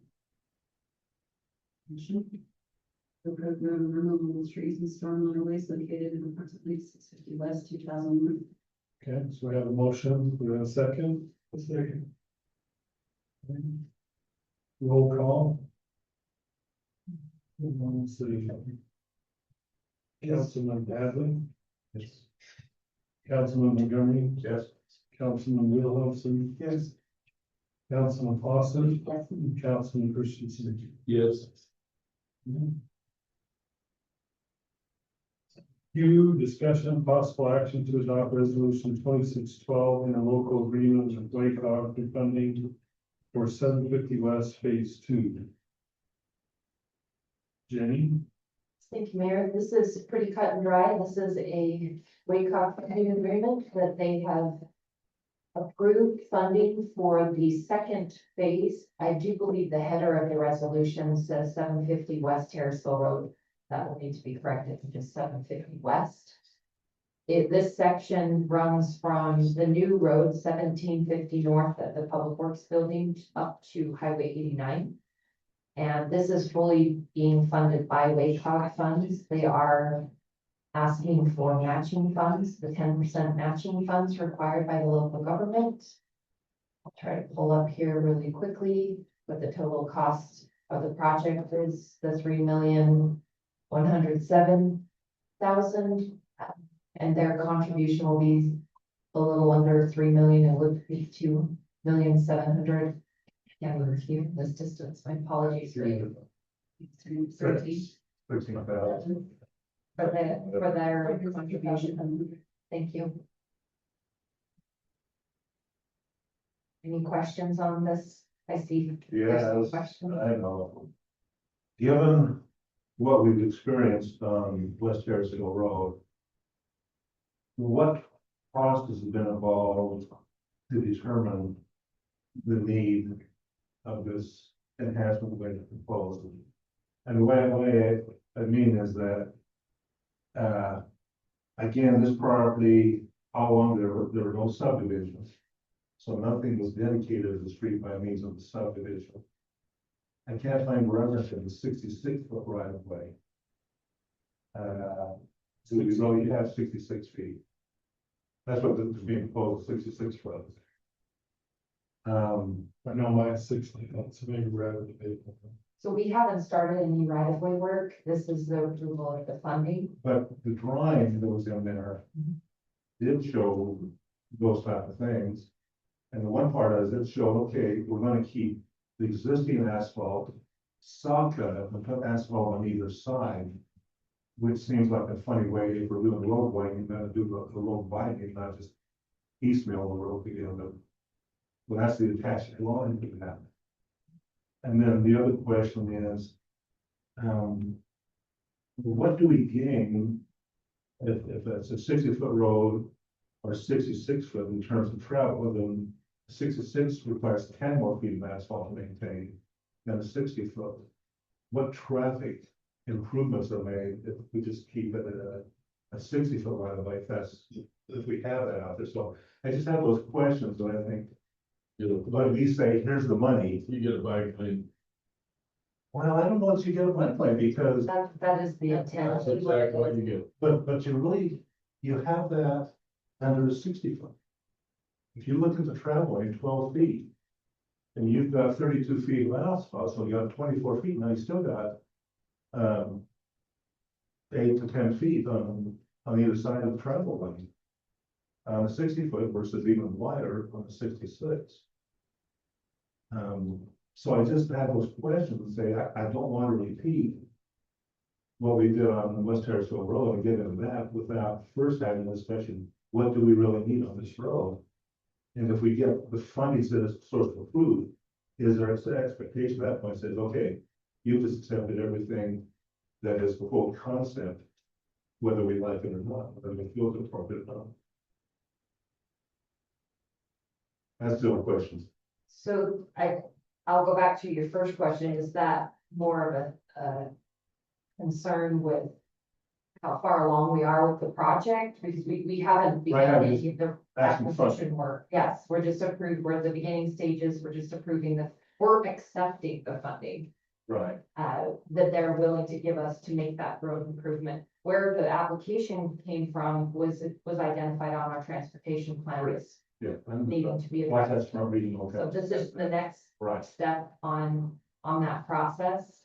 But once we say accept their funding, do we accept that we can't do any modifications to meet the context of that area versus no, also here's 66 right away, you got it, that's it. I don't care what people say. We are required to put the concept plan together when we applied for this last year. We were awarded the funding in fall, and then through the workings at Waycogga came to the city council now. So that's as far as we are in the process. And that's the history. So when we do the process, though, do we look at? I mean, as part of these dollars, if we have to acquire 6 feet of property, that's part of this money.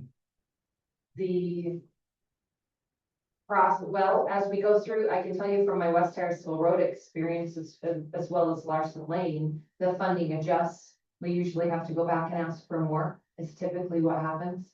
Depending on how many properties are impacted by it, how many right-of-ways on Larson Lane, we had 5 property from quite a few property owners when we did that project. So we have historically made adjustments to the funding after we received the initial funding, but I think if I'm understanding your question is, why are we asking for this much? Because you're Well, suggesting why- the roadway could be less. and it would Yeah, have why less it's simple. requirement. And does it come with all these strings attached before we even know what is the real need? There really isn't a better answer because it's nuanced in that certainly the process of right-of-way acquisition or all that things will be impacted by what we're learning on the other project. I think the short answer though is if we don't like the project and we want to fundamentally change the project, we have to start over. Now, can there certainly be construction amendments and we can learn based on whether it be through the ombudsman or we get a judicial review and we learn more about these right of ways in these areas? Can the project change and be amended? Sure. I think maybe I'm oversimplifying it, but if we don't like the project that we applied for, we would have to reapply for the. Yeah. And I do know of this, as I looked at the plats, there are a lot more people that go to center length and property descriptions than on West Harrisville Road. And there are a lot more people. Well, I know like the, here's one on 750, I can just state it on mine, I know the Goop subdivision, which is large part of my property. Is that we took out the easement from the road, like 60 feet, so it goes from the center of the road 30 feet over, and then we took that off of all of the. So, I know, my, that's the same video on the next week, that one, but it's on the street. It is subdivision, that's what we want.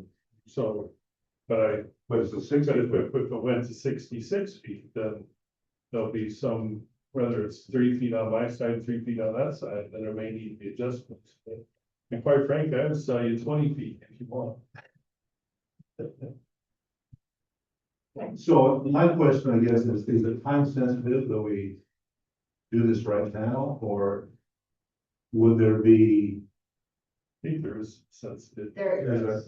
There's definitely sensitivity. We're already in the application window for this year's project. So yeah, it is time sensitive. I think one of the challenges we're seeing here, Greg, is you're being dropped right in the middle of things that's been going on for a year or two ahead of you, and all of a sudden you're bringing up some great questions. But you're kind of stuck in the middle of the lecture. Well, I don't think you are. But at the same time, Until you accept the money. but if we don't accept the money, then we start all over.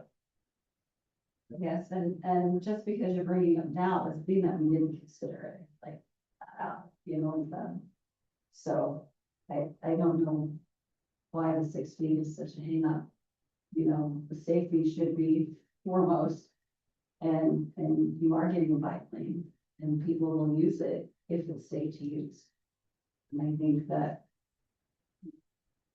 I think sometimes we're overlooking things or overanalyzing maybe. And I know that there's a lot of different opinions in this room, and that's fine. But we've been working on this money, and it's a substantial amount of money to improve Harrisville City at very little cost to the city, which is one of the concerns that many of the city council have, and I know all of us do. And if we turn that money down, then we've missed a great opportunity and the window. So we have to start over and do this again. Well, this only covers one of the phases. This is Well, and then, phase 2, you already got phase 1, and then you got phase 3, and I think there's phase 4. Phase 3, when Go we up kind of with the that. letter of intent, it goes from Highway 89 to 2550. We kind of included that whole So section. 3 things. yeah. And we just did the letter of intent for that. We could remove So to kind of piggyback off that as well, if the phase 1 would be consistent with the 66-foot right of way, if we were to accept something different or want to make changes to that, that would affect the phase 1 that we're in process of. But we know we have a 66 foot line. I don't have the answer to that because we haven't done all our right of way work. But we have begun the process with that. Well, we've identified the funding and accepted phase 1. How about that?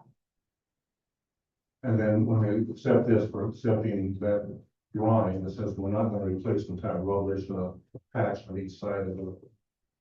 We've had discussions when we get into design about those types of issues, so I can't It seems like guarantee that's that what that's. it's based on, is that drawing. I imagine it is though, but if we found that other utility companies are participating in the project and it becomes more extensive and the impact to the existing asphalt is going to be significant, and then we'll address that as we go through that process. But we have to start somewhere with a concept plan when we make our application, and that's where we're at today. So we have a concept plan, made application, received funding. Do we want to accept it? Okay, so we Any other had questions? discussion about, We'll make a resolution. let's make a motion. Make a motion here to adopt the resolution 2612 interlocal agreement with Wacog for funding for 750 West Phase 2. Okay, so we have a motion, we have a second, I'll second a motion, a second. Let's have a vote, roll call. Councilman Hadley,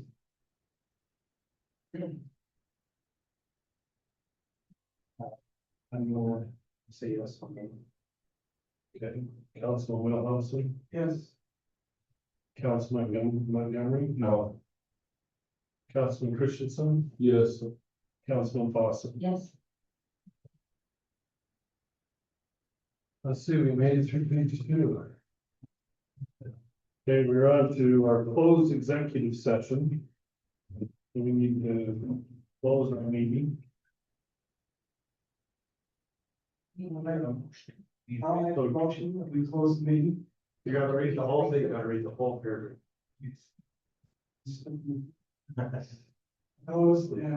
I make the motion that for a closed executive session that was described under USA 52-4-205, parentheses 1C.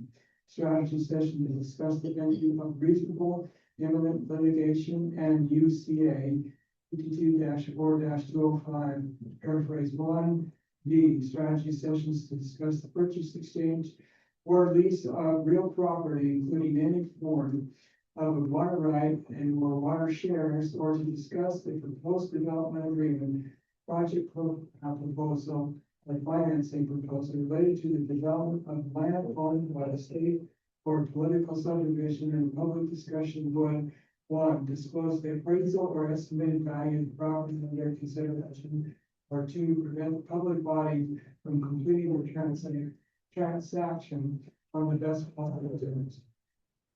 Okay, so we have a motion open, we have a second, Second. all in favor, roll call. Councilman Christensen, Yes. Councilman Hadley, Councilman Montgomery, yes. Councilman Fawcett, Yes. Councilman Wilhelmsen. Yes. Okay.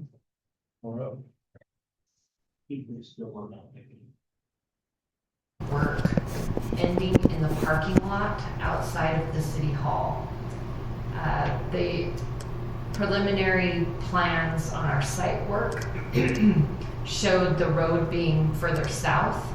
When we expanded it north during the site plan approval, during the site plan approval, we dead-ended the utilities and it's underneath the asphalt of the project. So we are asking council if you would like us to extend those utilities from where they dead end under the asphalt north.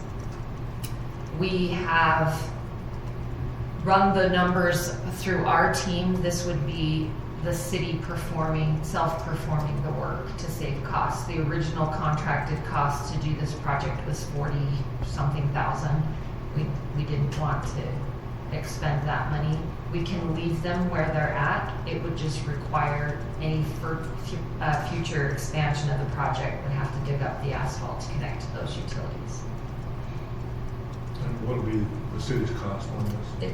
It's approximately 10,693, and we reached out to the Mountain Land we have a mini X. We've already contacted the contractor. The superintendent on there has given us our timeline that we would have to do this under. It would it would take more time for our team to do it, but it would come at a significant cost savings to the city for us to self-perform the work. So $40,000 versus 11,000. Yeah. And this comes out of contingency? Or, It could, yes. Can I have, ask clarification on contingency? Is contingency already built into the budget and not expending more money, or is that going above and beyond? what's It's there? going above and beyond the 9.5, yes. But is it money that we already have? It is. Yes.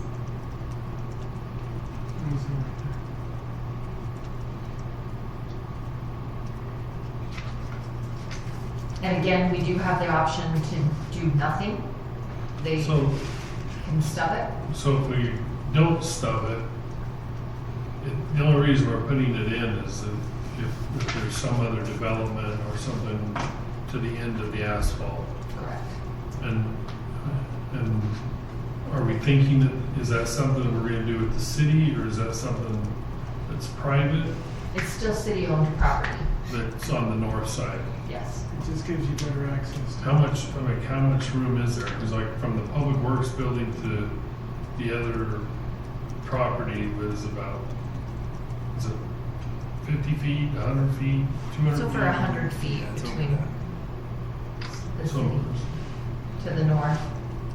And we, so just thinking about what it could be, could it be like another extension of something there? Is that, like, if we can ever get through all the stuff, if there was a recreational type building that was built in that area, is that big enough parcel to do that or not? And would that line, that lateral line be big enough to handle that? Or are we putting a 6-inch pipe when we need to do an 8-inch pipe? You know, is that, I mean, that's the things that I would think about, just because if you got this piece of property down there and we're, you know, what may we need that for? And if we are putting it in, do we need a bigger one? So it'd be kind of a crummy thing if we spent 11 grand or 40 grand. And then we decided to do a project and that really wasn't what we needed. We needed something bigger, so then we had to dig it all back up and redo it even anyway. and that's a great question. This is potentially a roadway, so it will be built to the roadway standard in that section. So yes, it would handle additional capacity. Yeah, so I just want to make sure we're thinking about that, is what we might put there. Mhm. You know, if there's, it might happen for 10 years, 20, past my time. I want to be alive. What's that? I want to be alive. I want to see it done. I'm not sure if I'm gonna make it past 4 years. I personally think it's something that's to look down where we've got potential property to develop. Going ahead and put that in now. I think it's a good investment. Okay, That's my personal opinion. so do we have somebody, Grover, would you like to make a motion? I'll make a motion. Which one is this? R? It's our, R. Okay, discussion of possible action on approving the extension of the utilities of the public safety building at City Hall building. so a motion, do we have a second? Do you want the city employees to do it, or do you want to I have would it like the outside? city employees to do it. Okay. Do we have a Our second? cost savings. Okay. No second? So if we don't get a second, then it fails. Yes, it does.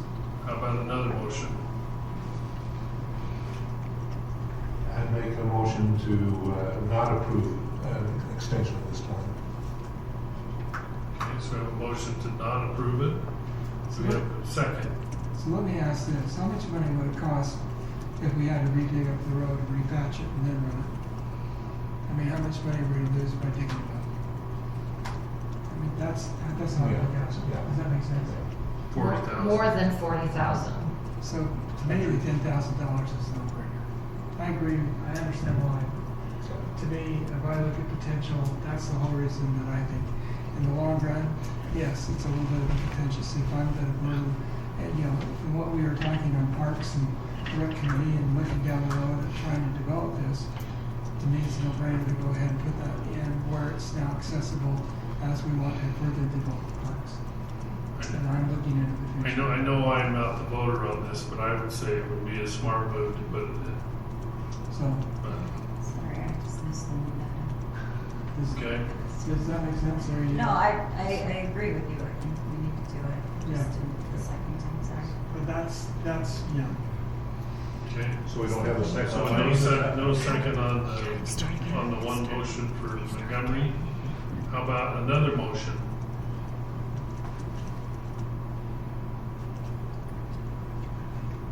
I'll make a motion to approve extension of the utilities for public safety city hall building. I'll say. So we got At this rate right here. At the 10,000. So we got a motion, we have a second. And we'll have a roll call vote. Councilman Montgomery, Yes. Councilman Wilhelmsen, Yes. Councilman Hadley. Yes. Councilman Fawcett, Yes. Councilman Christensen. Yes. Okay. Item S, discussion of possible action to approve inclusion in Pine View for 1750 North. Jenny? This is whether or not the city council would like the city to move forward with an annexation / inclusion for the city property located on 1750 North into the Pine View Secondary Water District. You also mentioned that the residents would also get Pine View. There are potentially on the north and south of this road, there would be the opportunity for that. Now this is 1750 North, the road that's coming between the highway and Yeah. 750. So 750, no. It would not include residents on 750 at this time, but it would provide future when we do the road projects, the Wacog road projects, it would provide opportunity for expansion if Pine View decided they wanted to expand that. And if they want to, then they have the water shares to do it, if they want to. If they're trying to be the residents themselves, No, the residents probably don't have water shares, but I'm just saying, if Pine View wants to do it. that would be up to Then Pine they can. View. Yeah, as far as water shares go, right now they're requiring water shares. Correct. Really, there's only one resident on that south side of that road, the Bosses. Yes. This is what might develop in the future along that road on the south side. Correct. I think the Water rest source of it's there. all industrial. This permission is just for the city property. Correct, I mean, the Okay, extension's yes, that I just line. wanted to be clear that we're not talking about No. including anybody else's property but the city's. I would love if you said the residents got it too, because that'd be a no-brainer for me. I would like to see them all have it. One more step in that direction. Okay, so we have a motion on item S. I'll make an action to approve the inclusion of Pine View for 1750 North. I'll second. We have a motion and a second. Roll call vote, All in favor? Up or down? all in favor? Aye. All opposed? Okay. Let's see, item number T. That's a discussion of possible action to approve the change order for public safety city hall building sewer connection to 1750 North. Jenny?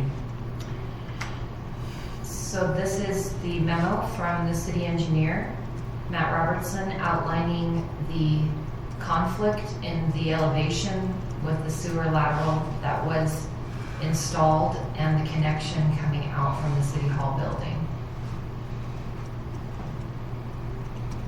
And the cost of repair for that, this item specifically will be at no cost to the city. It will be done through change order on the city hall for R&O to do the contracted work inside the building, and online utility will rerun the sewer lateral and reslope the sewer. So one question I had on this, Jenny, was that the reason R&O wants us to pay for it is so we can collect it back from online. Is there, like, are we looking like, if we write them a check for the $10,762.02, is it gonna take us a year and a half to get our money back from online? Is that gonna be No, a 2-month process? we're, essentially what we're doing is we're taking, because we're still, their online still has money owed. We're gonna deduct that from what's their total. That we owe them? Yes. So we And have- essentially, It's just a credit now. it makes it so R&O doesn't have to go get it from them, or the city go get it from them. And we don't, and we're for sure, we're not gonna have any problem holding back on that money. Correct, it's already been Yeah, agreed. as long as it's in writing, I'm good with it. Okay, that's fine. And then that comes with the 2 other change order requests for the 3-column elevator and the relocation of the transfer switch. The relocation of the transfer switch was $11,779.90, and the elevator for 3 columns was $16,602.44. Where did the requirement come from? I think the architect needs to pay for the elevator. So was this not code when the design was done? So there is a discrepancy between the elevator contractor on when the code is active and the architect. So if you want more information about that, I'm happy to Because I feel like Them. we're paying the penalties for somebody not following code, and we shouldn't have to pay. That's kind of a silly thing Is that for part us of the to. mission and errors of the? Yeah, that should be an omission and errors on whoever is contracted to do that. and staff is happy to go back with that information. We're just looking for your direction on where you'd like us to go. I think it should be an omission and errors approach, because we shouldn't have to pay for someone's mistake. I agree. I can, Yeah. I mean, we're gonna have to pay for it as far as bringing it in, I think going back. You know, omission and errors, they would pay for it. It would come through omission and errors insurance. So And I would just say, let's do it. with next that, we can research that, but, I mean, it then depends on who's really, it might come back that we still have to do this. Right. I'm not gonna- I just wanted to make sure. I just think that we shouldn't have to pay for a mistake that should have been discovered in the planning process. Okay, need action? So I propose that we table the decision on that. Can we? You just split it. Yeah. That's what I was gonna just ask. I propose that we approve the change order regarding the issue between the city and online sewer, and that we table the other portion regarding the elevator, so that you can research errors and omissions and what they are But willing the and able to elevator do. switch, or the generator switch, And the generator switch. you're gonna table that as well? Well, So the generator switch is a separate item. Yeah. it is a separate. And that was item. because we So then I changed. guess we're not ready to make that motion yet. Because on the generator switch, help me understand that one a little further Sure. again. So the generator switch, originally in the plans, the city hall was going to purchase another generator. When we were, when we were reducing costs, it was identified that the current generator can support the city hall with modifications to the public works being pulled off to a certain extent and the city hall becoming the EOC. So we cut costs by roughly $100,000 for the generator, but there was a cost to relocate some transfer switches to make that modification. But that was not included in the final contract on the project that happened after the contract was signed. Right, it was discovered as part of the construction process. That there needed to be somewhere to put this Because of- transfer, Because of our because, action. right. Right, so, and that's since we're saying. So how do you want to adjust your, Yeah, so I guess, I'll make a motion that we approve the change order regarding the sewer. We table the change order involving the elevator columns and approve the generator switch for the new public safety city hall. So a motion. I'll second. A motion is second, all in favor? I did do a roll call. It's an action item, is the same, so. Well, we're spending money. Okay, roll call. Councilman Christensen. Yes. Councilman Wilhelmsen. yes, Councilman Hadley. Yes. Councilwoman Basin. Yes. Councilman Montgomery. Yes. Did I get everybody? Okay. Good. It's easier if I could just go down the aisle, but I have to go back and forth. It's good. We're just gonna start here, first time, This will be your end. Okay. So the next item, discussion possible action for proposed retaining walls, fencing for West Harrisville Road widening project. Denny? So here is a flow chart that the project team identified a way to create a metrics for the West Harrisville Road residents on retaining walls and the impact of the project to their properties.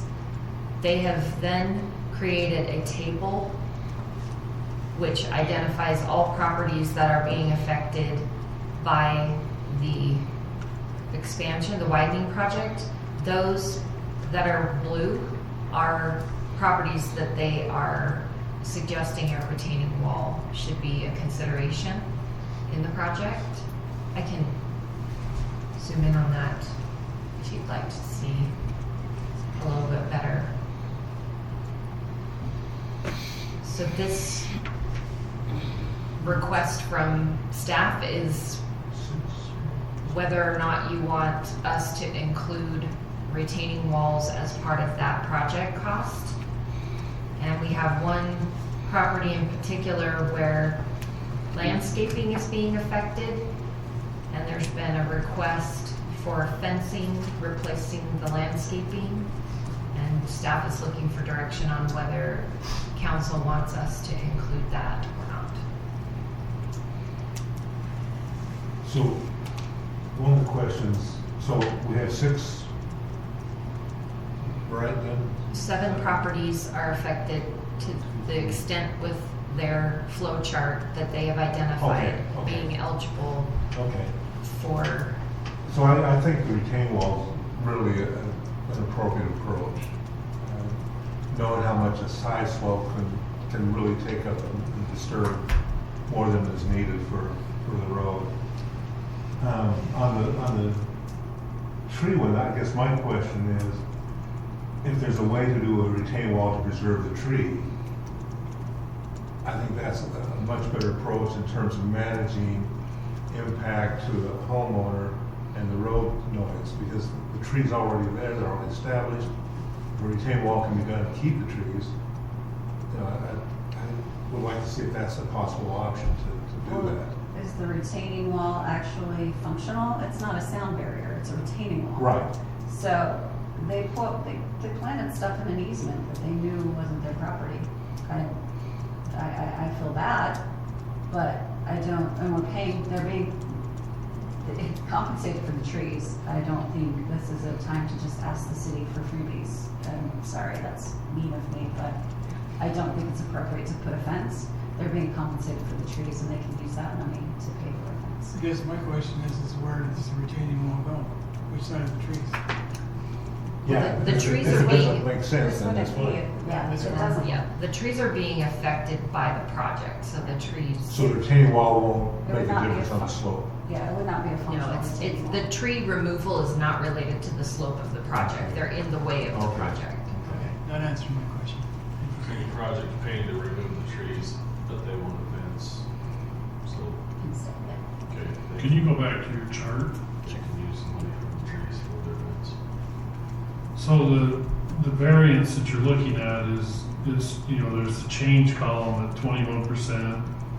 And are we looking at the last change item, like the last change column is the one that makes the determination, or is it So some other calculation that you're using?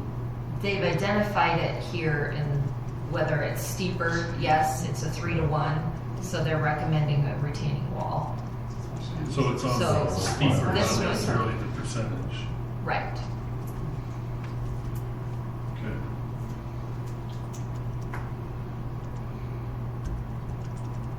And this is just what the project team has come up with as to identify the properties that are being most affected by the project. And there are some other factors that they've considered to identify that. But this was the table they provided for us to make that determination, whether you want to move forward with retaining wall. So it looks like the cutoff is a 5-to-1.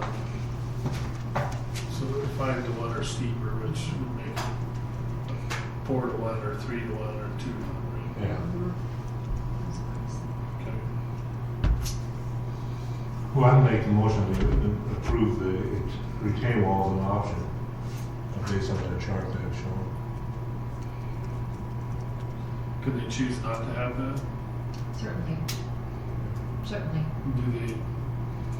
And I only throw that out there because I think there's some properties on there that are, maybe they would rather just have filter to make up that slope. Right. The project team will still work with each property owner to whether or not they want it. We won't force it upon them, but this just gives us negotiation with the project team to say, yeah, the city's in favor of these retaining walls. I'm also not asking for fund expenditure at this level. We're just asking whether you want us to move forward with retaining walls as an option, because we haven't gone through the entire project cost estimate yet to identify whether this will increase or we're still in design with a lot of other items, I'll just say.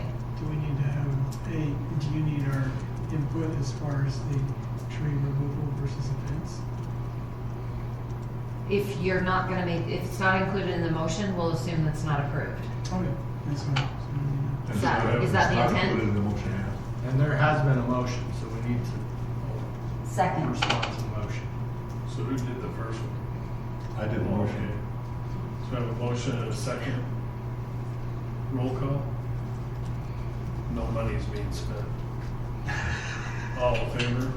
Aye. Any opposed? Okay. Let's go to the next item. Discussion of possible action to purchase of the Harrisville Park expansion. Jenny? Would the city council like staff to move forward on?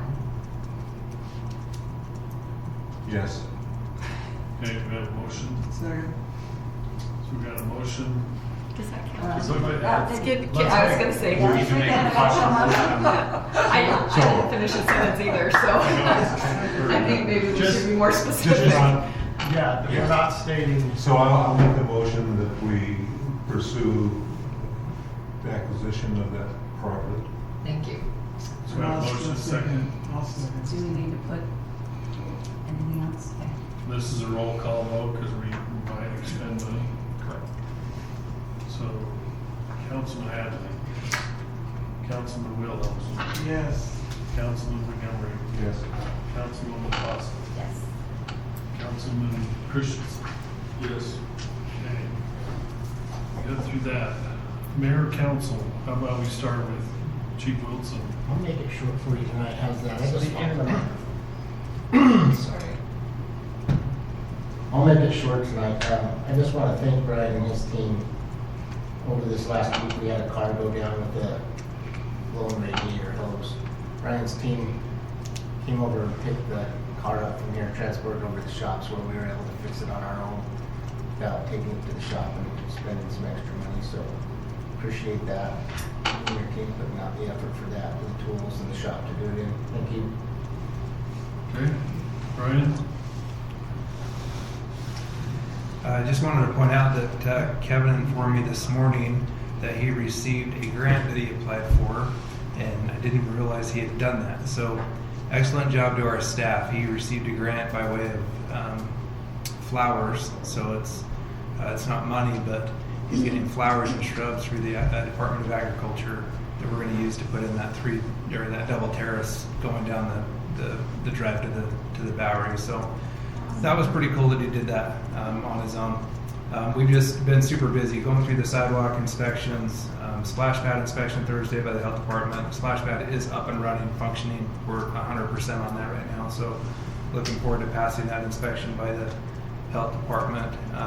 Lots of work in Dixon Creek and Rice Creek, removing trees, doing cleanup over there. If anybody knows anyone who needs firewood, we have oodles of firewood. So let me know. Do you mulch that or anything?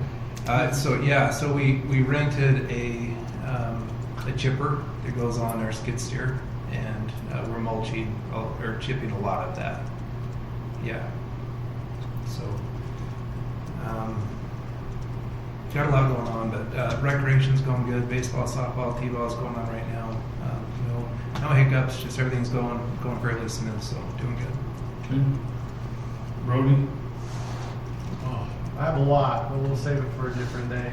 We got the new training on all the laws that are updated, so I'm gonna try and put together a quick fact sheet on some of it. I have some ordinances and things that I'll be bringing as soon as we don't have a through Z agenda to kind of update some things and some issues that some of the council members come on. I'm just waiting for time to do that with the budget. It was only through B. I would have made it like double A if I started. So. Jenny? I'll be quick as well. I just wanted, and Jill's left this evening, but I wanted to acknowledge how much effort and work that she has actually put into the budget till the last minute at midnight on Thursday when she's sending it to staff to get those. Those are live numbers that she's working with this every day as new information is coming, and she just does a fantastic job. So I'm sad we wanted to excuse her this evening, but just to commend all of our staff members that step in.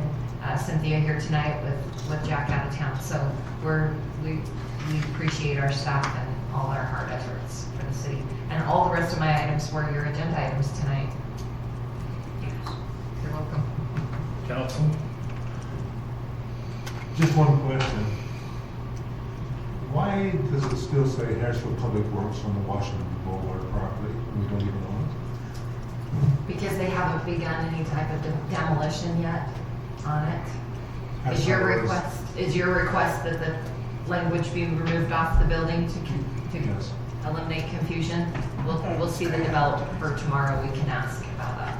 I didn't know whether we had a sign ordinance that talked about removal of signage once trucks no longer used or. Not that I'm aware of, but I will be talking to the developer, so I'll follow up with him. Any other council comments? I just want to thank everybody on the staff as well. Brian has been superb in answering all my questions, and I'm still new at this rodeo, and so thank you for your help. It's greatly appreciated. We're super excited for the America 250. I think it's going to be a great celebration. Our committee, I think, left super excited from our meeting. I did share the notes with you. I don't remember if I shared the recording with you, but I have the recording. So that's July what date? It's August 1st. August 1st. And thanks for the clarification on the budget items. So we weren't sure on that, but now we are, so appreciate it.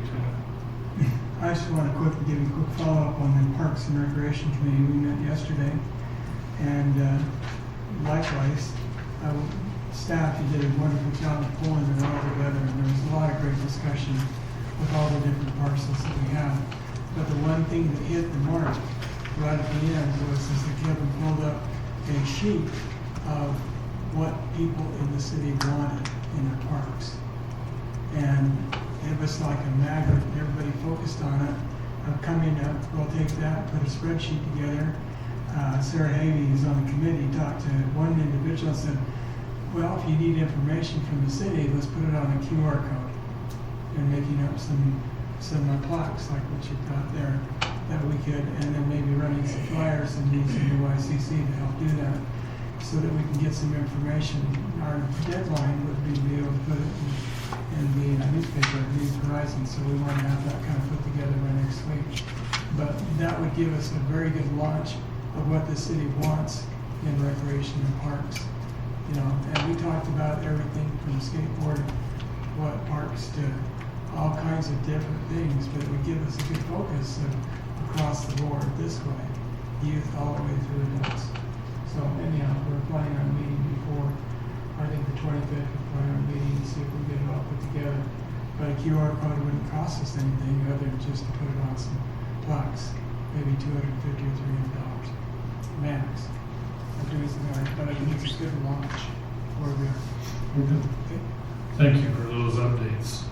The one thing I have, and I'm not going to take very much time, and part of it might be my inexperience, but some of the things that I've had concerns with is that when we start talking about spending the budget, we've been talking about preparing the budget, but when we talk about spending the budget, it seems as though, and I talked to Brody about it a little bit, like as a mayor, I have zero control over being able to understand what people are spending. And I know I've talked to different cities, from Hooper to Washington Terrace to West Haven City to Marion Slaterville, and they have rules in their schedule where a mayor is responsible or should be responsible up to a certain degree, and then from there the council does. And I know, like today we had an approval from Brian on the spending, but it's not clear to me when that happens. When you have to come to the council to do that, when is it? And right now, the way it was explained to me, that there's really no control that I have to be able to spend it. I talked to Jenny about the new city building, and then one of the construction meetings we had, it was brought up that we need to come up with the furniture, okay, for that building. And just so happened, I was over to the city building, we were having a meeting, and I'm looking at our conference table there, very nice conference table, by the way. And I really don't have the exact numbers on it, but my guess is we probably spent 30 to 50 grand putting that in that building.